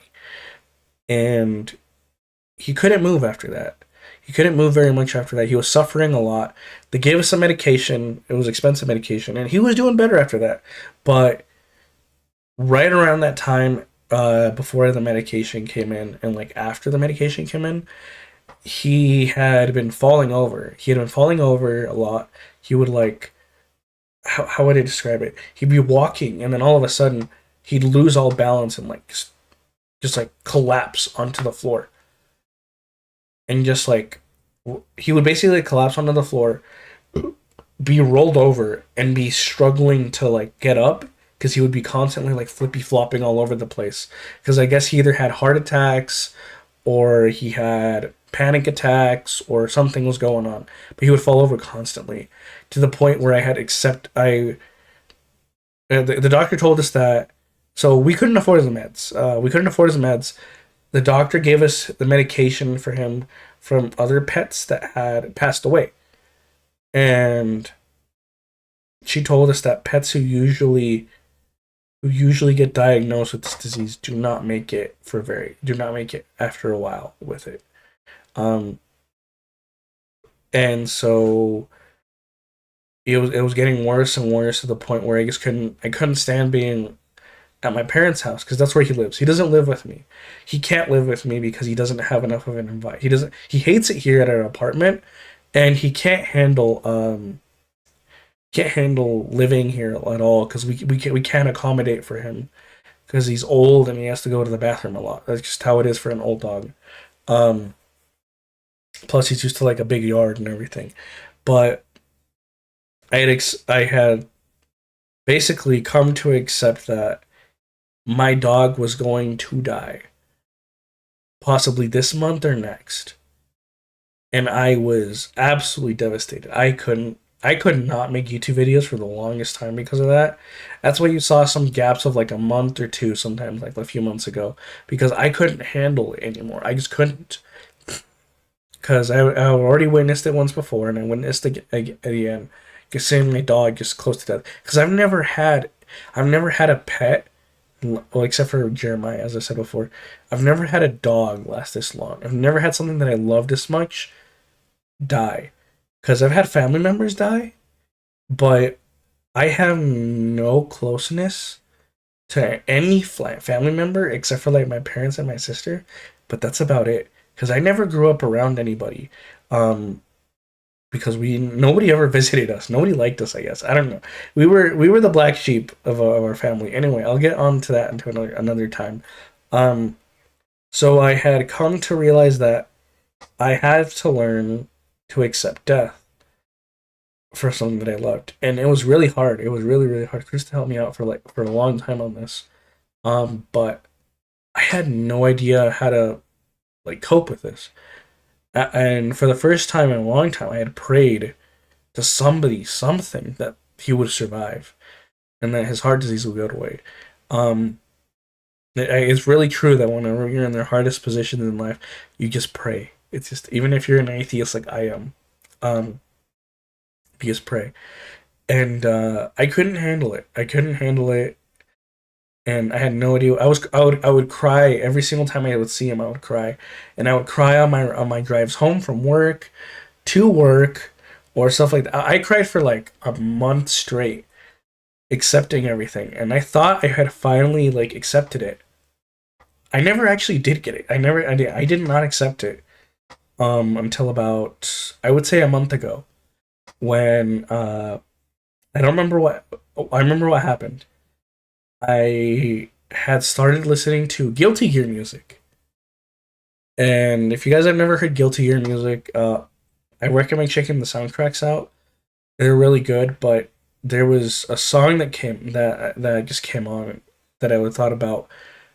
What was it called? It was I really like singing Frisia from Zard Revelator. I think that's what it's called. Something like that.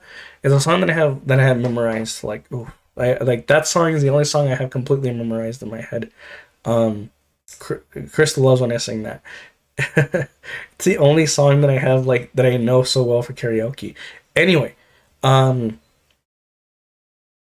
I put on the song blank. The song that came after was blank because I would always listen to depressive music or stuff like that. But this time I wanted to, you know, something a bit more exciting. But the song that came after was blank, and the song starts off with "Don't say bye, don't say bye. It's just a short break," something like that. And once those lyrics had started, I like broke down in the car. I couldn't handle listening to that song for a while, but I kept listening onto it. And the entire song is about an artist who is basically dying. He's dying. He's getting old. He can't do a lot of stuff. But the person who's, I guess, interviewing him or talking to him can't accept that he's dying. Like, he can't accept that it is that this is just happening. That is what it is. Um, it would talk about how in order to continue going to where you want to go, specifically the blank page on a canvas, the blank page piece of paper, the blank page, the blank part of a canvas, you have to You have to weather through a storm, a calm storm that comes on suddenly, and you have to go through the pain of just going through that. That's something you love, something that you've always loved is just it's gonna happen. And so it hit me like a brick, and it just absolutely hit me. And then another song came on. It's called "All I Can Do," and the entire song is literally all about how the singer cannot do anything for the other person that they care about except for smile and stand there for them. And that's all that the song was about. And it really hit me because I was like, I really can't do anything about my dog because it's pretty much over. And then the next song that got to me, Guilty Gear Strive. I don't like Strive, mind you. I actually really don't. I don't like what Strive is because it changed what Guilty Gear was. The music though, banger music, fucking hard as shit. That thing's amazing. They weren't wrong when they said that you get an album and a video game for free with the album. But what was the song? Carve your, let me carve your way. I believe that's what it's called. The ending part where it talks about how, um, if I could have some tool, if I could have somebody make me tools to go back in time to fix these things, because one of the things that I always had growing up was regrets of not walking my dog because I'm a lazy piece of shit. That's just how it is. I'm a lazy piece of shit and I don't want to take care of my dog or anything. And so the thing that I like always felt bad for was never walking my dog. And the last walk that I ever had with him, that's when he first had that when he collapsed. He collapsed and he couldn't walk anymore after that. And I felt so bad because I basically deprived my dog of all these walks that he could have had. And now that I want to walk him, now that I'm more physically like active, he can't do it anymore. And so it really hit me like a brick because I just wanted to live in the past. To just straight up, do these things with my dog. I was so bad for it. But then the one song that got me out of the entire funk, depression, was Armor Clad Faith, which is Potemkin's theme. Potemkin is my favorite character in all of Guilty Gear. For many reasons, mostly because he's a character who struggled with a lot of things in his life. And now he's like an amazing, awesome person. But and also because he's one of the few brown people in the game.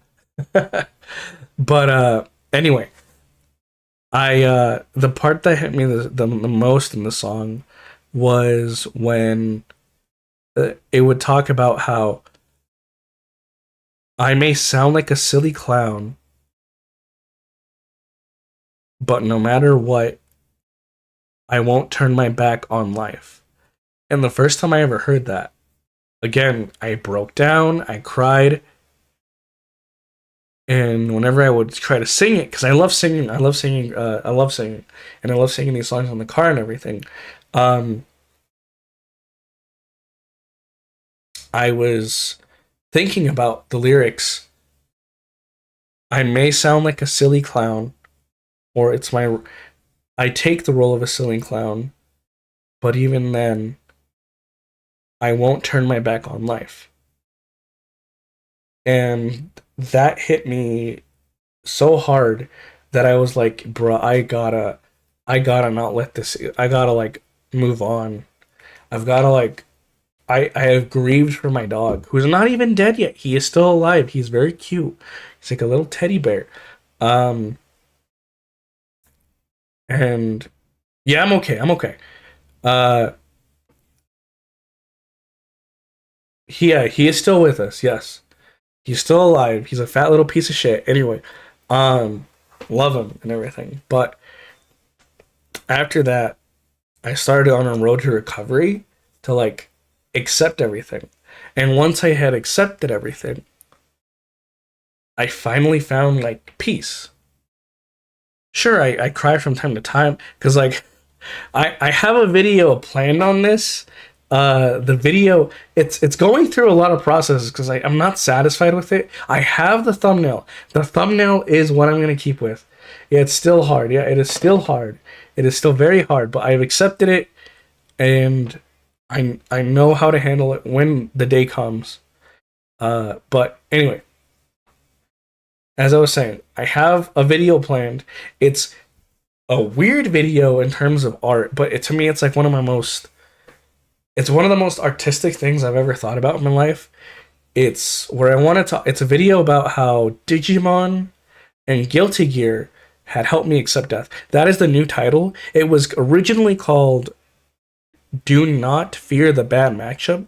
I still like that title more, but keyword wise, how Digimon and Guilty Gear helped me accept death is a lot better and gets the message across through. But I think I'm gonna put in words in the thumbnail. Do not fear the bad matchup, because that is one of the things that I've always had in life is fearing the bad matchup, aka because I love fighting games. That's why I love Guilty Gear and stuff like that, because one of the things that you have to learn in fighting games is the bad matchup. You have to learn how to play bad against what you're worst against. Card games are the same way, but in fighting games, unlike card games, you have a fighting chance. Most times in card games, if something fucks your deck over and you can't deal with it, that's it. Nothing you can do about it. It's unfortunate, but yeah. Fighting games, as long as you have that little tiny bit of health, you can still fight. You can still win. Yeah, you fall behind. Yeah, you fall behind in resources. There's nothing you can do in card games. But in fighting games, you have a lot you can do. Anyway, that's what I originally called it. And my vision, I have an entire vision for this video, talking about how one day when I was playing Digimon, I actually have uploaded the video that yellow hybrid versus what's it called, versus my budget Imperial Dramon. That very first time, that's when I was first healing, when I made my budget series, because I made an entire thought of just budget decks, because I was like, yo, what if I made a budget deck that was good? And I actually made a budget deck of what's it called, shit, what was it? It was Crossheart. It was a $20 Crossheart deck, max $20. That I put myself that limit, and I got second place. I think the first time I played it. No, I got first place the first time I played it. The second time I played it, I got second, and because I want to make improvements to it. I haven't uploaded that, and I probably never will, because I never actually did anything outside of that. I got too scared to like continue doing it, so I wasn't fully healed. But then Krista was like, "Why don't you make an Imperial Dramon deck? Make a budget one, $30. So that is your budget," and we did. And I spent like 3 days or something like that just making that. And I made something that I was very proud of, because it worked. It was consistent. It actually did a lot better than her original, more expensive deck, which was very surprising to us. I didn't expect it to be so good. But I took it to locals. I got 7th place. I'm not going to lie. I didn't do too well. But I never dropped a game. I never went... Well, I should say I dropped a game, but I never went 0-2. I'll upload more footage of that as I go, because I'm too lazy to like do more. Not really. It's actually just because I don't want to have YouTube freaking out and being like, "Yo, you're uploading too much this week," and so it won't advertise everything that it's supposed to. I did it this week because I was bored and I was also getting sick, so I said, "Fuck it, let's see what we can do." I wanted to experiment with content. Anyway, and when I fought against that, what was it? What is that? I don't even know what emoji that is. When I was experimenting with when I was sorry, not experiment. When I was playing against the yellow hybrid player, he's one of our best players. I wasn't expecting to win, like, at all. I kind of went in there with a defeatist attitude. And I was like, I don't think I'm gonna do that good. It's yellow hybrid. I do so bad against yellow decks, especially when it comes with like Imperial Dramon. Imperial Dramon just can't beat these decks.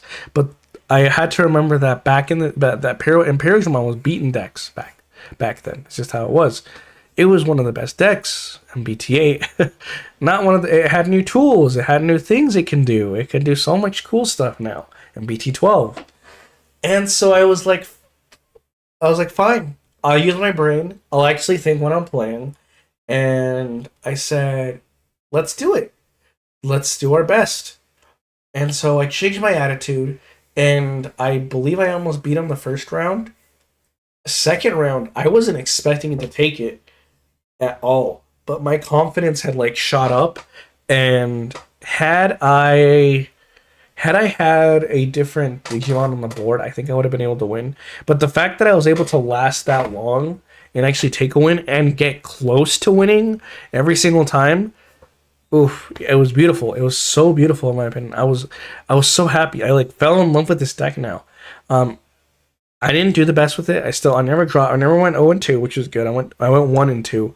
But that means I took games off of stuff like Bloom Lord and like Yellow Hybrid and other stuff like that. And I was so proud of myself. But it hit me at that moment that I can change the bad matchup.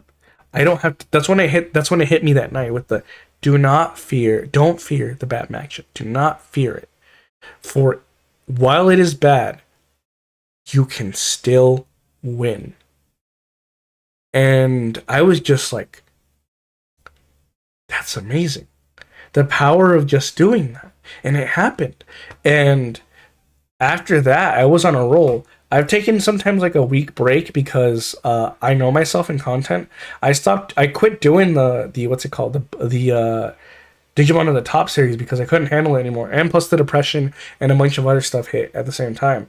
But I legitimately just wasn't enjoying myself doing that. I didn't feel like it was a challenge, but not something I could really like influence too much because I was stuck with a budget and other stuff like that. Well, it's cool. And while it did help my channel like off the ground, fucking fly. It hopefully that clap woke you guys up. Anyway, sorry about that. It taught me a great lesson that day.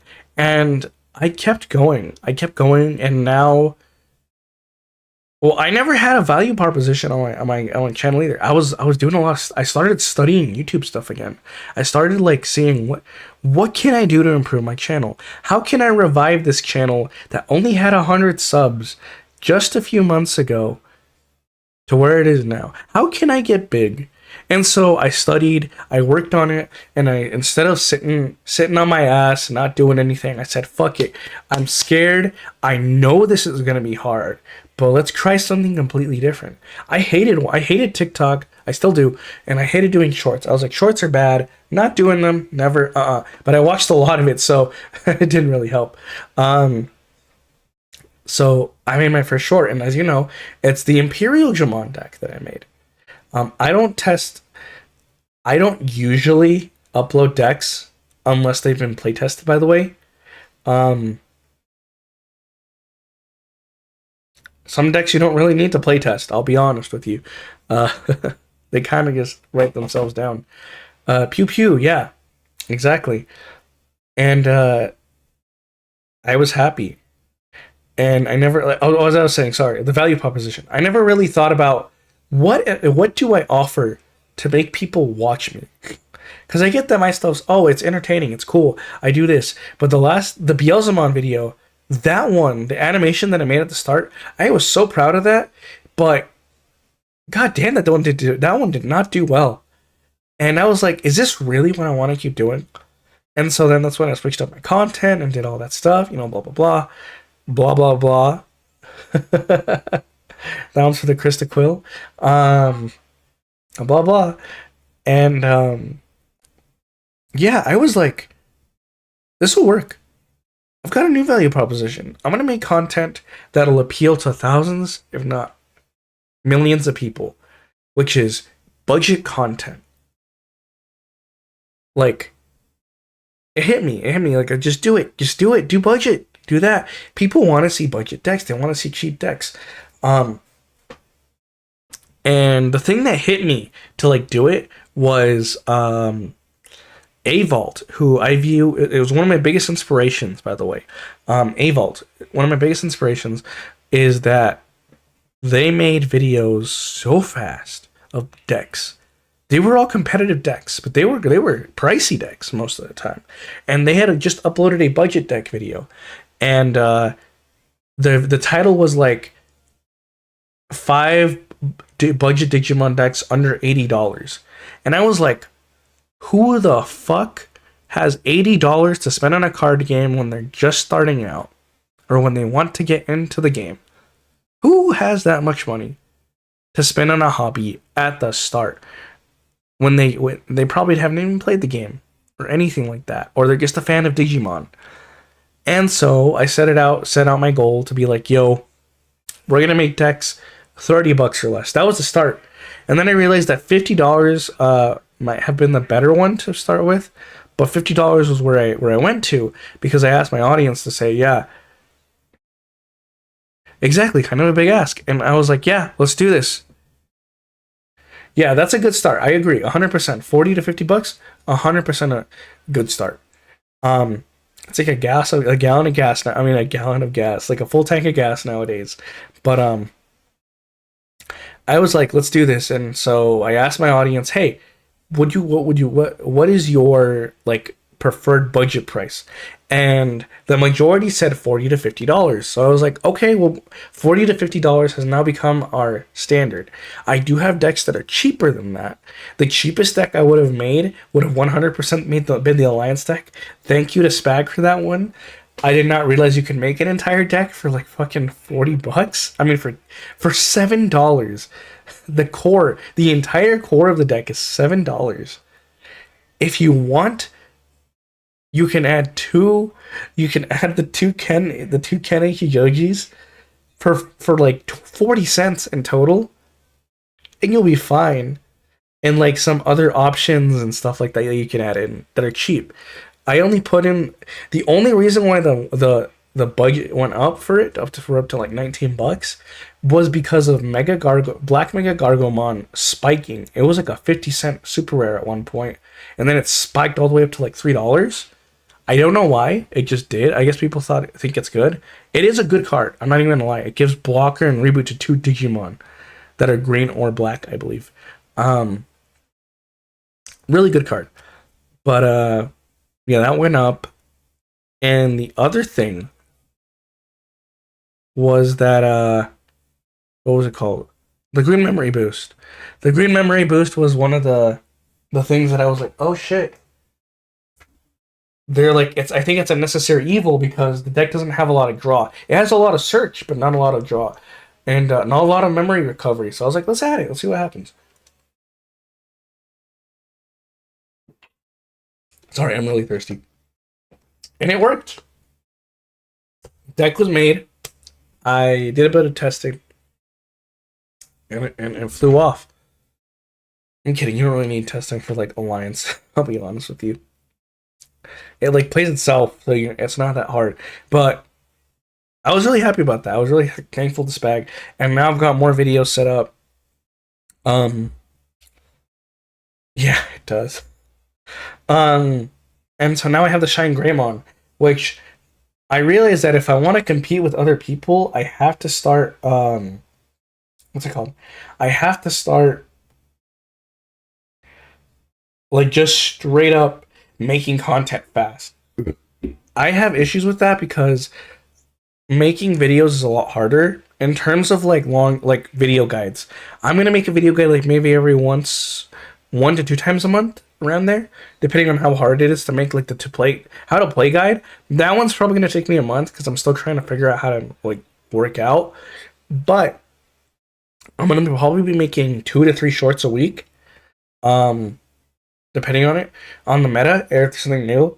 So I decided I'm gonna be hashing out like a lot of videos for the next few days because I don't have anything else to do for the next few days since I'm sick still and I can't really go out. We might, well, kind of, because I want to go to the farmers market tomorrow. But that's gonna be like the thing that I really want, that I'm really excited about. I am really excited to make these videos.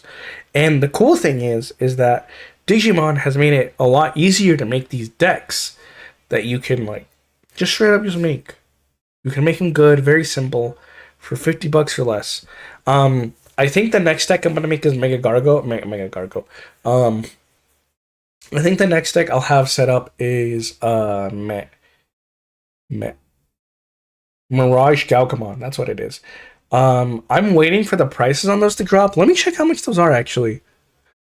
Cause I sold mine while they were at like $12 a piece or some shit in an alt art that the shop that I go to didn't accept for $2, and I gave it to them for 30 the next fucking day, or the days during pre-release. I was like, hell yeah. Let me see how much Mirage Galgamon is. How much is Mirage Galgamon Burst Mode? It's $1.74. I paid $3 for these. I really don't mind. Let's see. Gargo Meg. You can see Mirage Galgamon. Mirage Galgamon is now at, it's still $8. It is still, you can actually make a budget Mirage Galgamon deck. If I can make budget, what's it called? If I can make budget Shine Gray for less than $50, I think I can make Mirage Galgamon for less than $50. I think we'll be fine, considering almost all the cards in the deck are like cheap as fuck. So we should be fine. And like, it kind of just builds itself. This is cool. Pretty cool.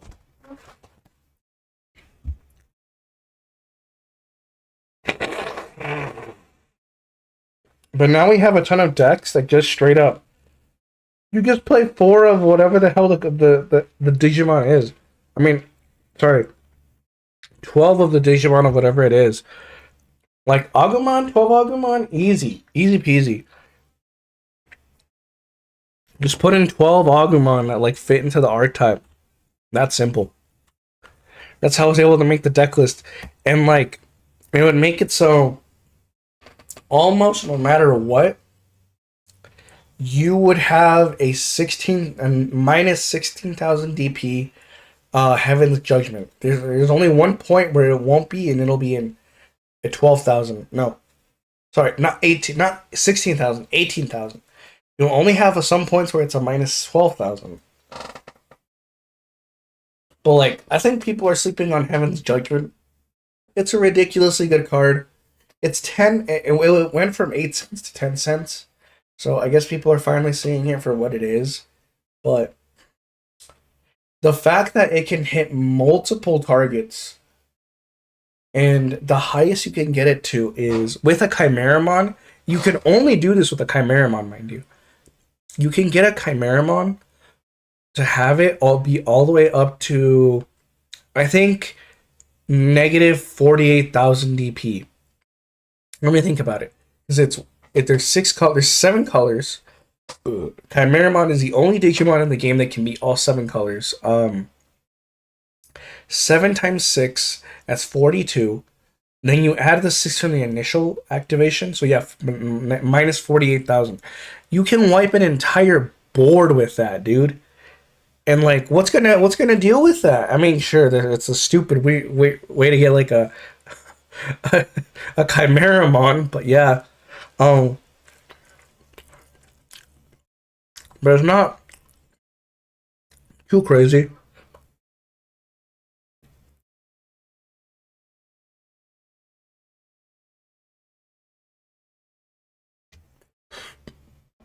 I don't know. Sorry about that. I'm like hungry.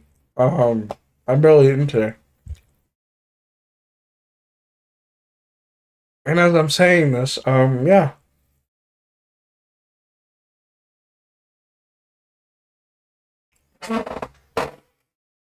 What else is something interesting that people are sleeping on? Oh, so I saw something crazy. There is a option. It is it's called I don't know what it's called anymore. Something Waltz. Waltz End. Waltz's End. It's BT13. Crazy card. It's a 6-cost black option, but this is what it says. Until the end of your opponent's turn, one of your Digimon gains. Oh, it was delete one of your. Wow. Sorry. Until the end of your opponent's turn, one of your Digimon gains opponent's turn. When this Digimon becomes suspended, delete all of your opponent's Digimon with a play cost less than or equal to this Digimon. And opponent's turn, this Digimon isn't affected by your opponent's option cards. I think that card is insane. Like, straight up crazy.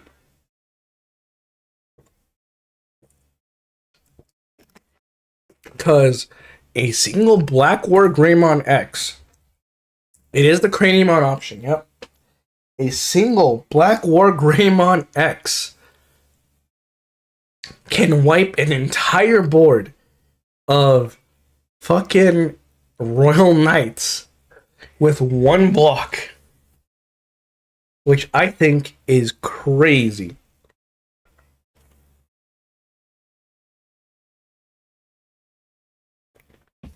But that's just my opinion.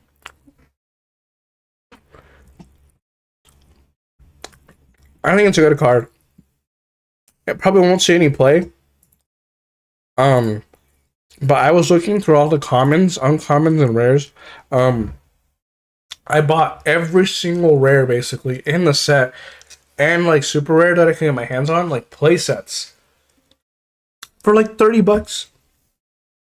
That's not even half the price of a goddamn box. Like, wait till people get boxes and like, wait till after pre-release. You can buy the entire set for like probably $50. Even if it costs you $80 to like get the entire a playset of every single card in the set, it is worth the $80 to $100 that you're gonna spend on those cards. Because how much is a booster box? Fucking like $80, $90.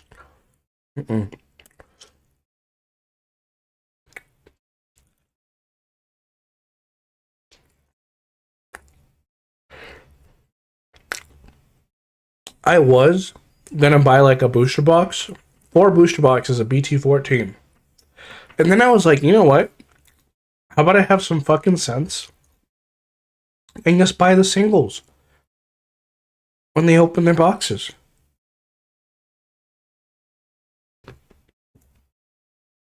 That way, no matter what, I have shit ready and I have my content ready.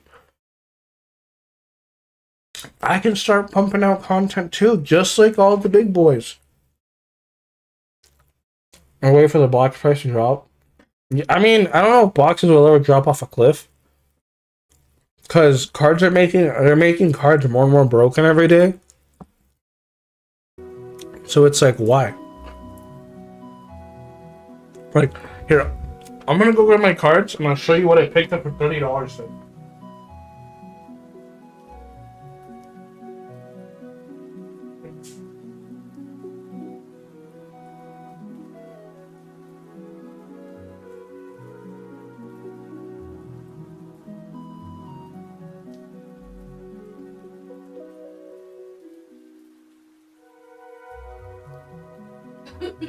Yeah, until you get to the bedroom.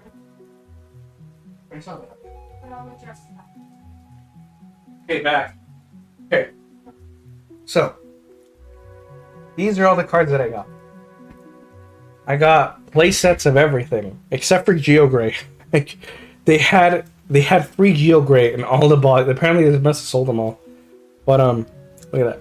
I got Marcus. I pulled one yesterday, and I pulled a burst mode yesterday too. I also pulled an Altart. I got Biomon. Playset of Biomon. I got Belphamon. Sleep mode. Belphemon sleep mode. Look at that. Oh, sorry. Camera's over here. Belphemon sleep mode. Playset of Shine Grays. BT13. These bastards are good. I got Gift of Darkness. This option is actually fucking crazy. It says delete one of your, for a cost of 6, delete one of your opponent's Digimon with the highest level 6 or higher. Then, one of your Digimon may Digivolve into Belphemon sleep mode from your trash without paying the cost. That is kind of nasty. Kind of nasty. And like, it's a crazy card. I was like, what the fuck? This card's so good. I got my Yoshinos. Yoshinos is pretty fucking good for like vegetation and fairy decks and plant decks. It's a memory setter. When one of your Digimon Digivolves into a Digimon's vegetation, plant, or fairy in one of its traits, you gain a memory by just suspending her. Busted ass card. I mean, it's not as good as Mimi because Mimi just gets you like a free boy. I got Ravemons. 4 Ravemons. End of your turn by deleting this Digimon that has the Digivolution card with Bird or Avian in one of its traits. At the end of your opponent's turn, you may play 1 Ravemon from your hand or trash without paying the cost. It's kind of crazy. On deletion, you may play 1 Falcomon or Keenan Crier from your hand or trash without paying the cost. So, again, a pretty damn good card. And then guess what? Keenan Crier. Wait, what the hell? I only have 3? I thought I bought 4. Oops. I don't know how good this is, but yeah. I might have to pick up more of them. On play, your opponent may trash 1 card, 1 tamer or option from their hand. If they don't, you gain a memory and you draw a card. That's kind of badass. And then opponent's turn, when an effect plays a Digimon, by suspending this tamer, gain a memory, so you can stop them from doing shenanigans. It's like, what the fuck? It just says when an effect plays a Digimon. It doesn't say opponent's effect. It just says effect. We got a Rosemon here. A Rosemon. Pretty little Rosemon. Look at that. Pretty cute. What does she do? I don't remember. When Digivolving, by suspending one of your opponent's Digimon or Tamers, unsuspend this Digimon. That's pretty fucking good. And then all turns, when an opponent's Digimon or Tamer becomes suspended, suspend one of your opponent's Digimon or Tamers. So, you just get to suspend a ton of stuff. Again, it's just like, it's not as good as like, you know, Bloomy Lord. Oh, who cares? It's a card. We got our 4 Leopardmon. We do have an Altar, but I'm selling that to the shop because it is fucking like $30, $40 right now. It might have actually like gone down now that I think about it. I should probably check. Leopardmon. Altar. No, not Leopardmon. Not that one. Leopardmon Altar. Here we go. It is still like a $31 to $23 card. Leopardmon. This is going to be a really cool deck and really good card in green decks in general.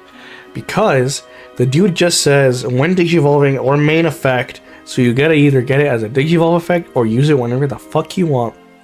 Once per turn. You may play one green or Royal Knight or Royal Knight trait Digimon card from your hand for the cost. And when it would be played by this effect, reduce the cost by 4. That is insane. And then all turns, when another Digimon, when you play another Digimon, all your green and or Royal Knight Digimon gain blocker until the end of your opponent's turn. That's kind of stupid. Then we got Ravemon Burst Mode. I don't know what this does actually. When Digivolving, search your opponent's hand and trash 1 card among it. So you just gotta look at their hand and trash the fuck out of it. Then if they have 7 or fewer cards in their hand, they add the top card of their security to their hand. That's not bad. And then when attacking, by returning 1 Digimon card from your opponent's trash to the bottom of their deck. Delete all of your opponent's Digimon with the same name as that card. That is, ooh, That's kind of weird. That is weird, but that's kind of cool. It's not even once per turn. Interesting. Okay. And it is a free Digivolution if you put a Keenan Crier back into your hand. And then we got Belphemon Rage Mode. I was like, what makes this card so good? And then I looked at it, and it says, oh yeah, I should have read what Belphemon does. When it Digivolves or comes into play, it is immune to all of your opponent's Digimon effects, not options. Actually, I believe it's immune to all of your opponent's effects. Yeah, sorry, I was wrong. I was wrong on the first part. It says by placing one Belphemon Rage Mode on play or when Digivolving. By placing one Belphemon Rage Mode from your trash as this Digimon's top Digivolution card. Until the end of your opponent's turn, this Digimon can't attack, and it isn't affected by your opponent's effects. And then when an opponent's Digimon attacks by crashing 2 cards in your hand, you end the attack. Wow. Wow, that's once per turn though, unfortunately. Which kind of sucks, but you end the attack. You just straight up end the attack. You are unaffected by anything. And then here we go, Belphemon Rage Mode. He is one of the 7 Great Demon Lords, which is fucking scary. Delete all of your opponent's Digimon. All of your opponent's level 5 or lower Digimon at the start of your main phase. Then, if you have 6 or fewer cards in your hand, this Digimon gets plus, bless you, 3000 DP. It's already a 14,000 DP Digimon, mind you. So it'll be 17,000. Gains +1 security as well. And then ended the attack by deleting one of your other Digimon. Unsuspend this Digimon. Not just that, but it has a, what's it called? It has an inheritable, or an ESS, as it's called. If this Digimon, end of opponent's turn, if this Digimon's Belphemon Sleep Mode, trash the top card of this Digimon. So you just get to recycle the motherfucker over and over again. And then we got Leopardmon. I don't know what the fuck Leopardmon Leopard Mode does, actually. Let me see what this does. When Digivolving, suspend one of your opponent's Digimon until the end of your opponent's turn. That's a weird effect. Oh, I guess it's because it doesn't unsuspend, right? One of your opponent's Digimon... Oh, it says until the end of your opponent's turn, one of your opponent's suspended Digimon doesn't unsuspend. Wow, it's kind of crazy. When attacking, by suspending one of your other Digimon, unsuspend this Digimon. And it's unlimited. It's not once per turn. And at the end of your turn, crash the top card of this Digimon, and unsuspend all of your Digimon. So that's kind of stupid. And then we got Rosemon Burst Mode. Suspend one of your opponent's Digimon and one of their tamers until the end of your opponent's turn.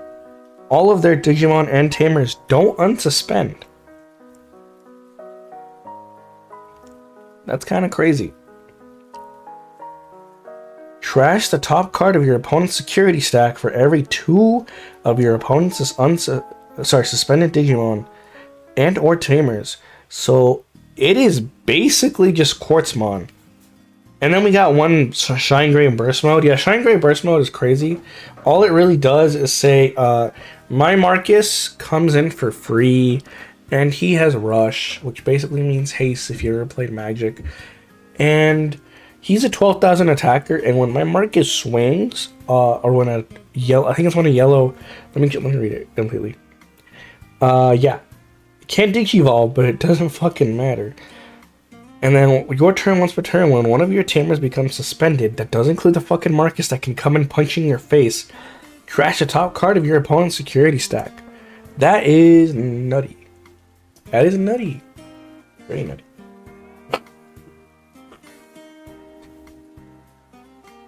Yeah, all these cards are pretty damn good in my opinion. The Burst Mode cards are all really good. Well, Shine Gray is a bit too good in my opinion, because it basically comes in for free, and then gives you a free Digimon with Rush.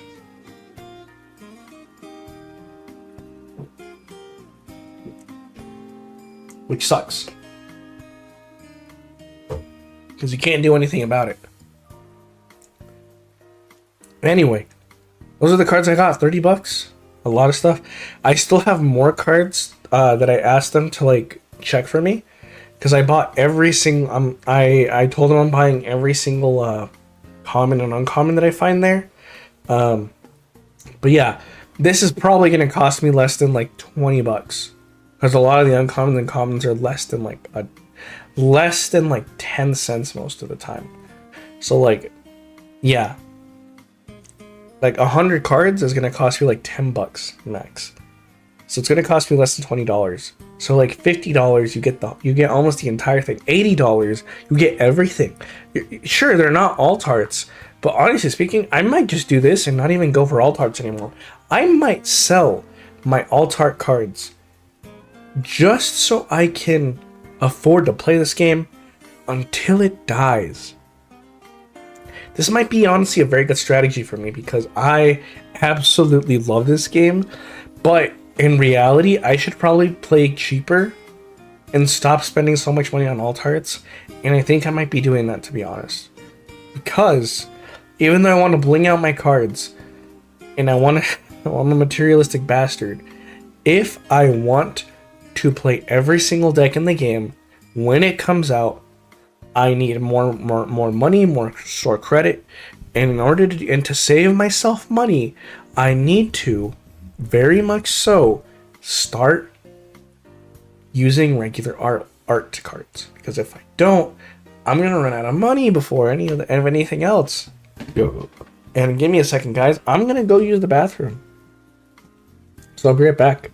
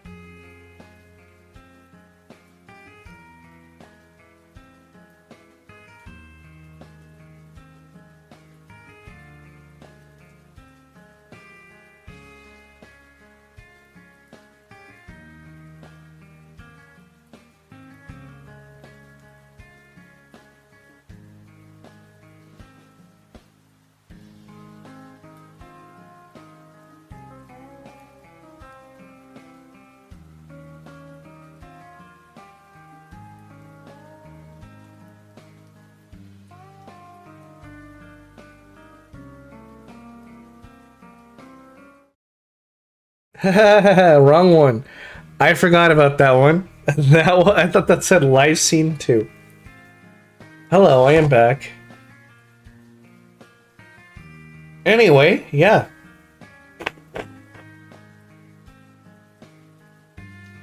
Also, yeah, save money by playing the card game, by actually, you know, buying singles.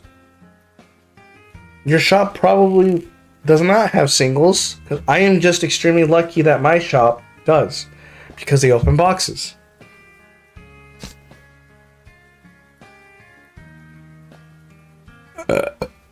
Because our store went all in on Digimon. After it always went all in because they would sell out of everything. And now that they've gone even deeper into Digimon, they are on fire, man.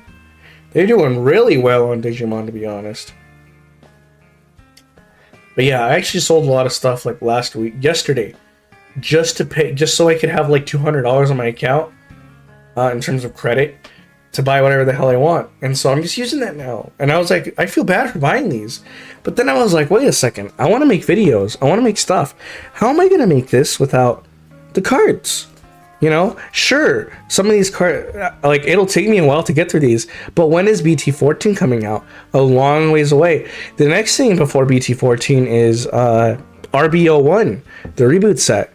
Rising Wind or some shit. And that's going to be, if you are a new player who has nothing from like the older sets, that is such a good, like, that is like one of the most, that is the best thing you could ever pick up if you decide to like buy it, because it will have new cards in it, but it'll have a ton of reprints that were expensive. And I've sold a lot of my reprints, a lot of my stuff that's getting reprinted, because I don't care. I do not care. But yeah. I don't know how much longer I'll be streaming for. I've been streaming for how many hours? 2.5? I'll have to see if I'll stream any longer. My head's starting to hurt, and I'd like to get rid of this sickness as fast as possible, you know. But yeah. Is there anything you guys would like to talk about? I'm very much happy to talk about whatever these days.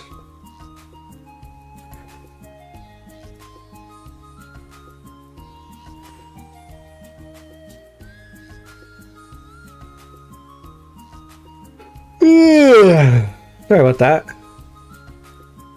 But yeah, there's nothing else on my mind now. I've gotten everything out. Thank you guys so much for everything.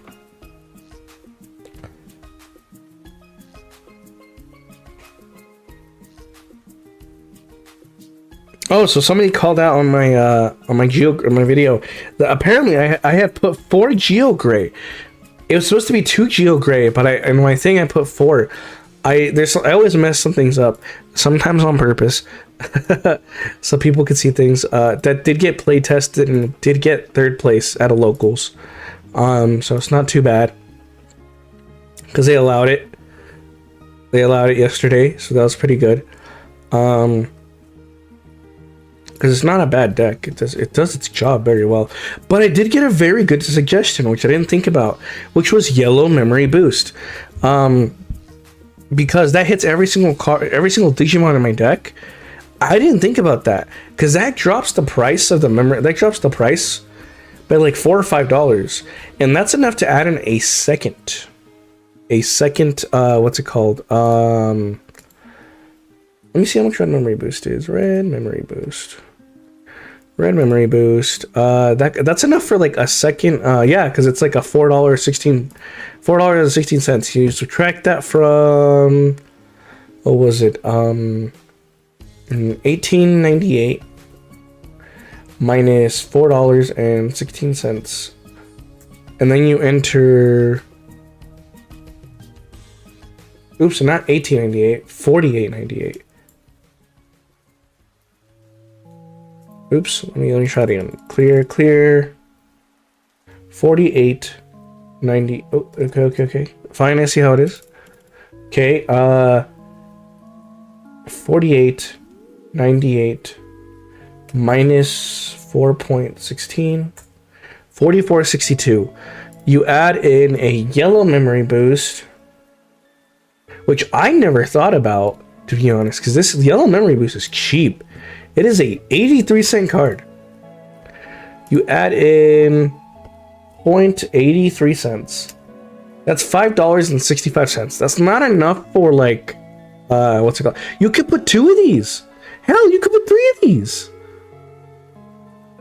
You could add back in like the, what's it called? You can add back in the, wow. I didn't think about that. That's actually huge.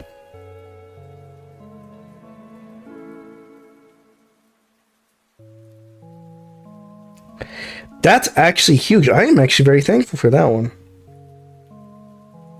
Oh, it froze. That one's actually huge. I didn't even think about that. Like, that little addition was actually huge.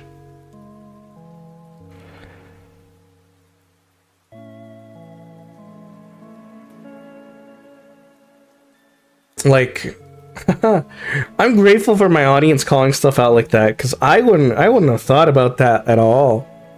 But yeah, I think if there's nothing else to talk about, I think I'm gonna go to bed. I'm still not feeling the best and I'm trying to recover. So I thank you guys so much for watching. Make sure to like and subscribe and check out my other content. Join my Discord, do all that other stuff. And I love you guys. Have a nice night. Make sure to take care of yourselves. And remember, you're better than you think. Be the best person you can. And I love every one of you. Have a wonderful night. Peace.